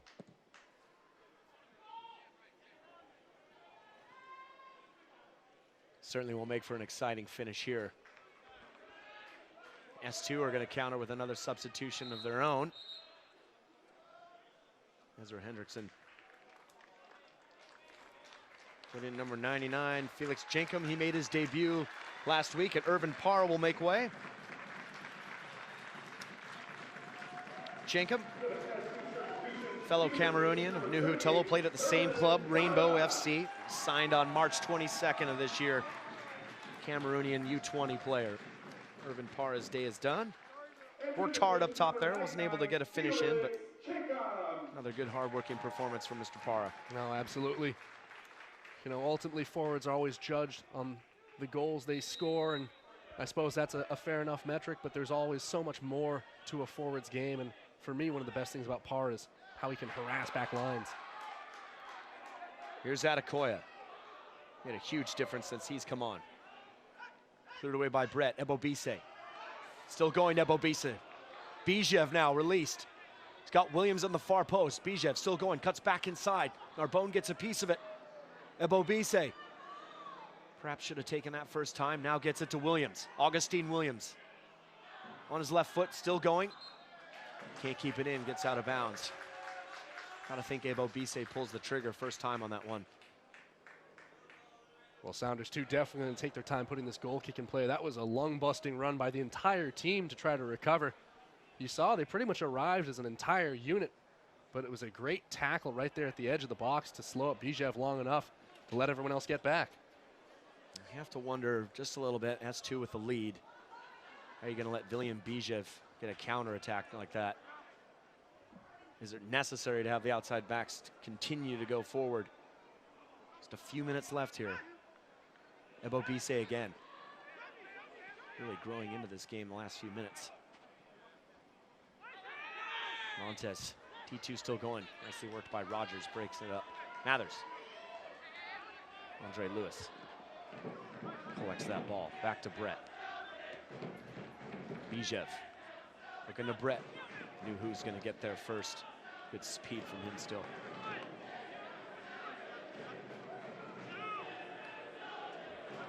Yeah, Nuhu seems to have gotten his stamina up.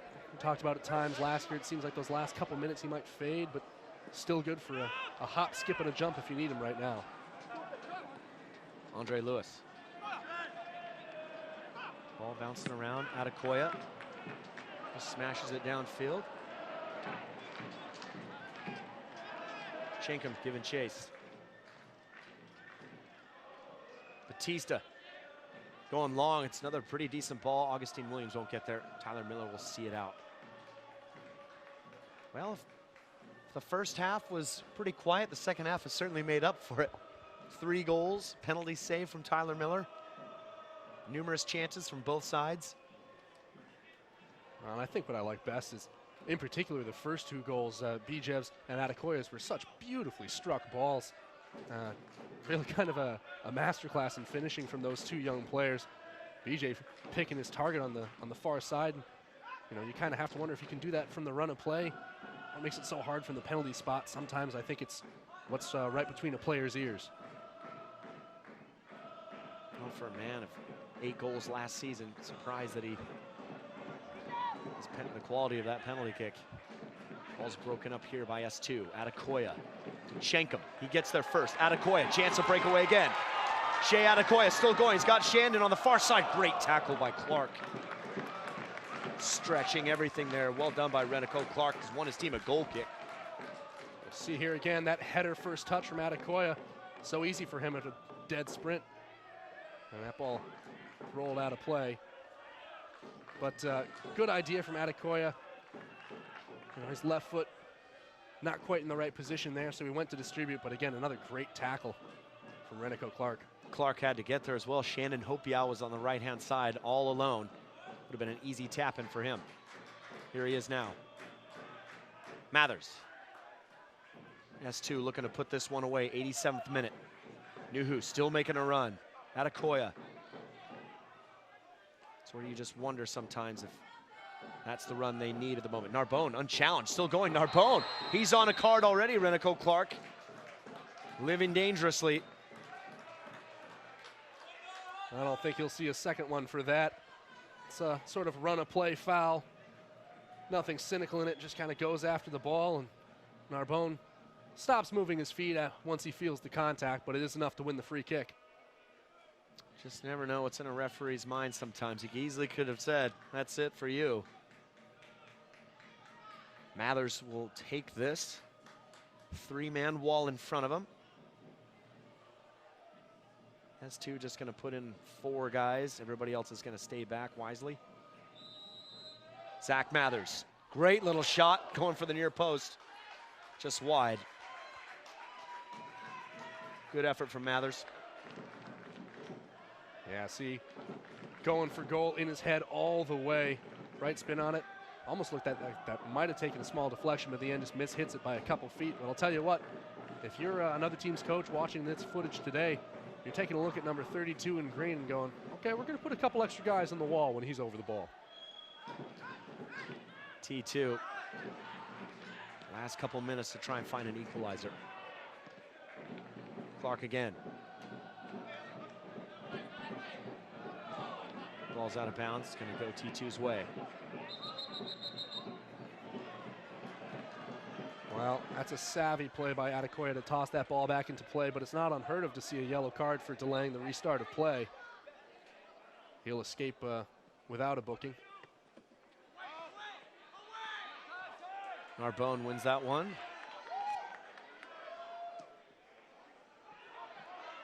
Looking for Schenkum. McIntosh. Narbonne still chasing this late in the game. Good effort from him. McIntosh goes long. S2 just moments away from their first win of the season. T2 will be desperate to get an equalizer. Played well here in the second half, just had a couple of minutes. Here's Arboleda. Victor Arboleda still going. Chance for Augustine Williams. Miller saw that going wide the whole time. Again, Victor Arboleda causing problems on that far side. And once again, we see it coming from that downfield pressure from Brian Nanasinkum.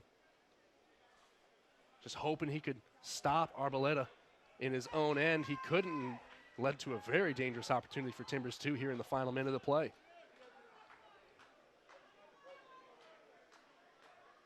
.30 seconds and counting. The 90.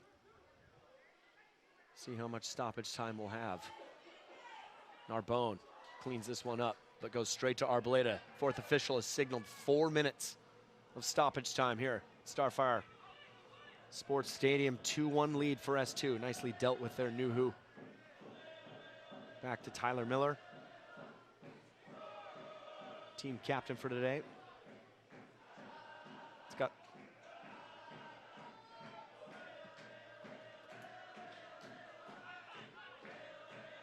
It's got to feel great for Miller today. Nice long ball over the top, Augustine Williams. Miller's back out of his goal. This time picks it up. Collects a foul as Augustine Williams collides with him. And again, another little scary moment there for Miller. Had flashbacks of the earlier one. Yeah, right around the same spot where the foul that led to the penalty took place. Looks like he just kind of overran the ball, or maybe it took an odd skiff off the turf that he wasn't expecting, because 1 minute it looked like he was set to grab it on an intercept, and the next his shoulders returned and the ball was behind him.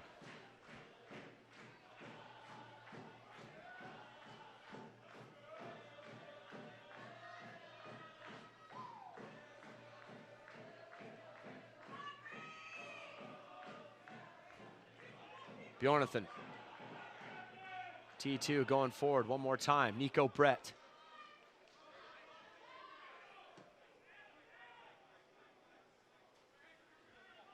Batista. Lewis. Probably about halfway through stoppage time. You have 4 minutes. Adekoya can't settle it down. Victor Arboleda. Bijev. Goal scorer for T2 today.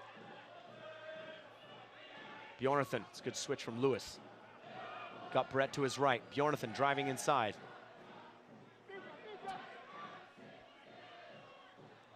Nico Brett.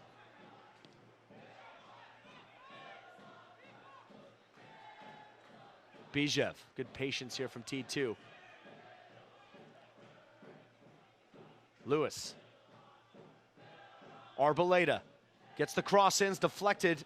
Corner for T2. Nicely worked by Portland to get themselves another opportunity here in the dying moments. Well, these late set pieces, so dangerous. Defenders are tired. Their brains are fatigued trying to track who their runner is. You can see Tyler Miller trying to get everything organized. Almost everyone in the box, just Bjornathan. Ball's in, but Bijev, it's a header straight at Miller. Great reaction from him. Now out of the clearing. Williams. Shot knocked away. I think that was Nanasinkum. Bjornathan. Ball's not going to get there. Sorry gets it instead. Shandon Hopiau. Numbers here for S2. Adekoya to his left. Adekoya. Bjornathan gets there with a fantastic tackle. Throw in for S2. What another huge save by Tyler Miller. The ball was hit straight at him, but I think that was Renico Clark on the header. Great reaction save from Tyler Miller.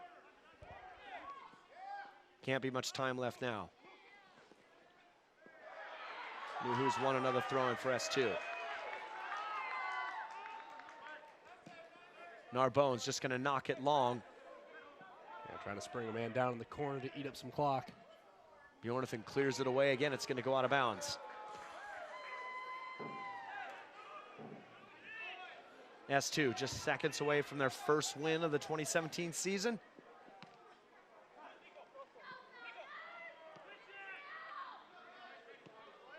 Brett goes long with it. And Bobise, Grant is there, gets a piece of it.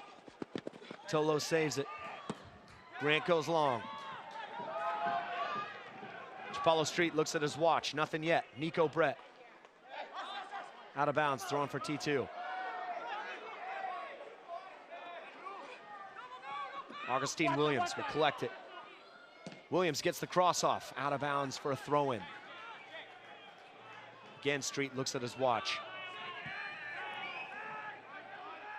Batista's in there now.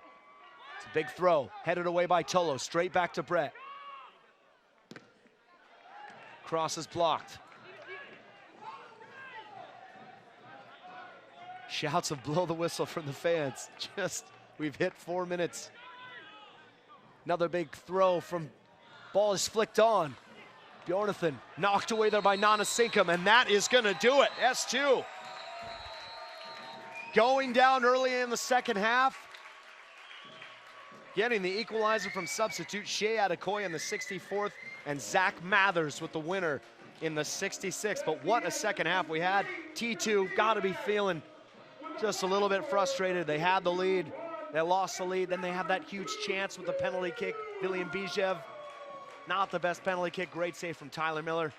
Andrew, what a second half. Absolutely, and it's one of those lessons that every young player needs to learn, which is in this game, if you let up for a moment, that's going to be the moment that something very bad happens. The Timbers 2 backline definitely learned that between the 64th and 66th minutes tonight. But overall, well fought between both sides, physical contest, rough contest, and this is definitely going to carry it forward into these two teams' next meeting when they run into each other May 5th. Well, we're going to take a look at the goals here in the second half. First off, T2, what a strike from William Bijev. Absolutely, no, just beautiful arc on that shot, lofts it, Tyler Miller goes, but nothing to be done. Well struck ball. Fantastic goal from a man, first team USL last season.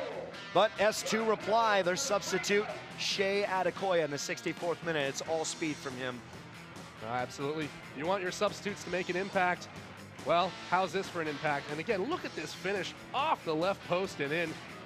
Narrow window, but he slots it perfectly. And just moments later, S2, that ball in there from Nana Sinkum, Henry Wingo's cross, and Zach Mathers is there, unmarked, easy finish for him. Yeah, the old saying in hockey, clear the crease. Well, it applies to soccer too. Timbers 2 fails to do so, and Zach Mathers cashes in a big way. Well, the Seattle Sounders 2, second game of the season, and they're in the win column. This win over Timbers 2, T2, frustrating for them. They're 0-3. They played much better here in the second half, but still can't grab a win at Starfire Sports Stadium. They now drop to 1-8 all time against S2. Very good effort though from both sides, especially in the second half. And Sounders 2, they will next head up north to Vancouver to face the Whitecaps.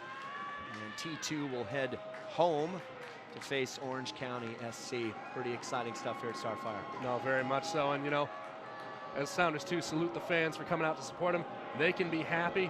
Big win against a hated foe here at Starfire. And for Timbers 2, you know, 0-3, not the start you want, but hey, guess what? That team that beat you on goal differential for that spot in the playoffs, you get to have them at home for your next game up. And so still a chance for a little bit of vengeance, and a win down there at Providence Park, where they always have strong home support, could really spark something for this Timber 2 team. Well, that's it for us here at Starfire Sports Stadium. Our final score, Seattle Sounders 2-2, Portland Timbers 2-1. For Andrew Harvey, Bootstrappers Productions, I'm Aaron Heinsohn. Thank you so much for watching. Have a wonderful evening.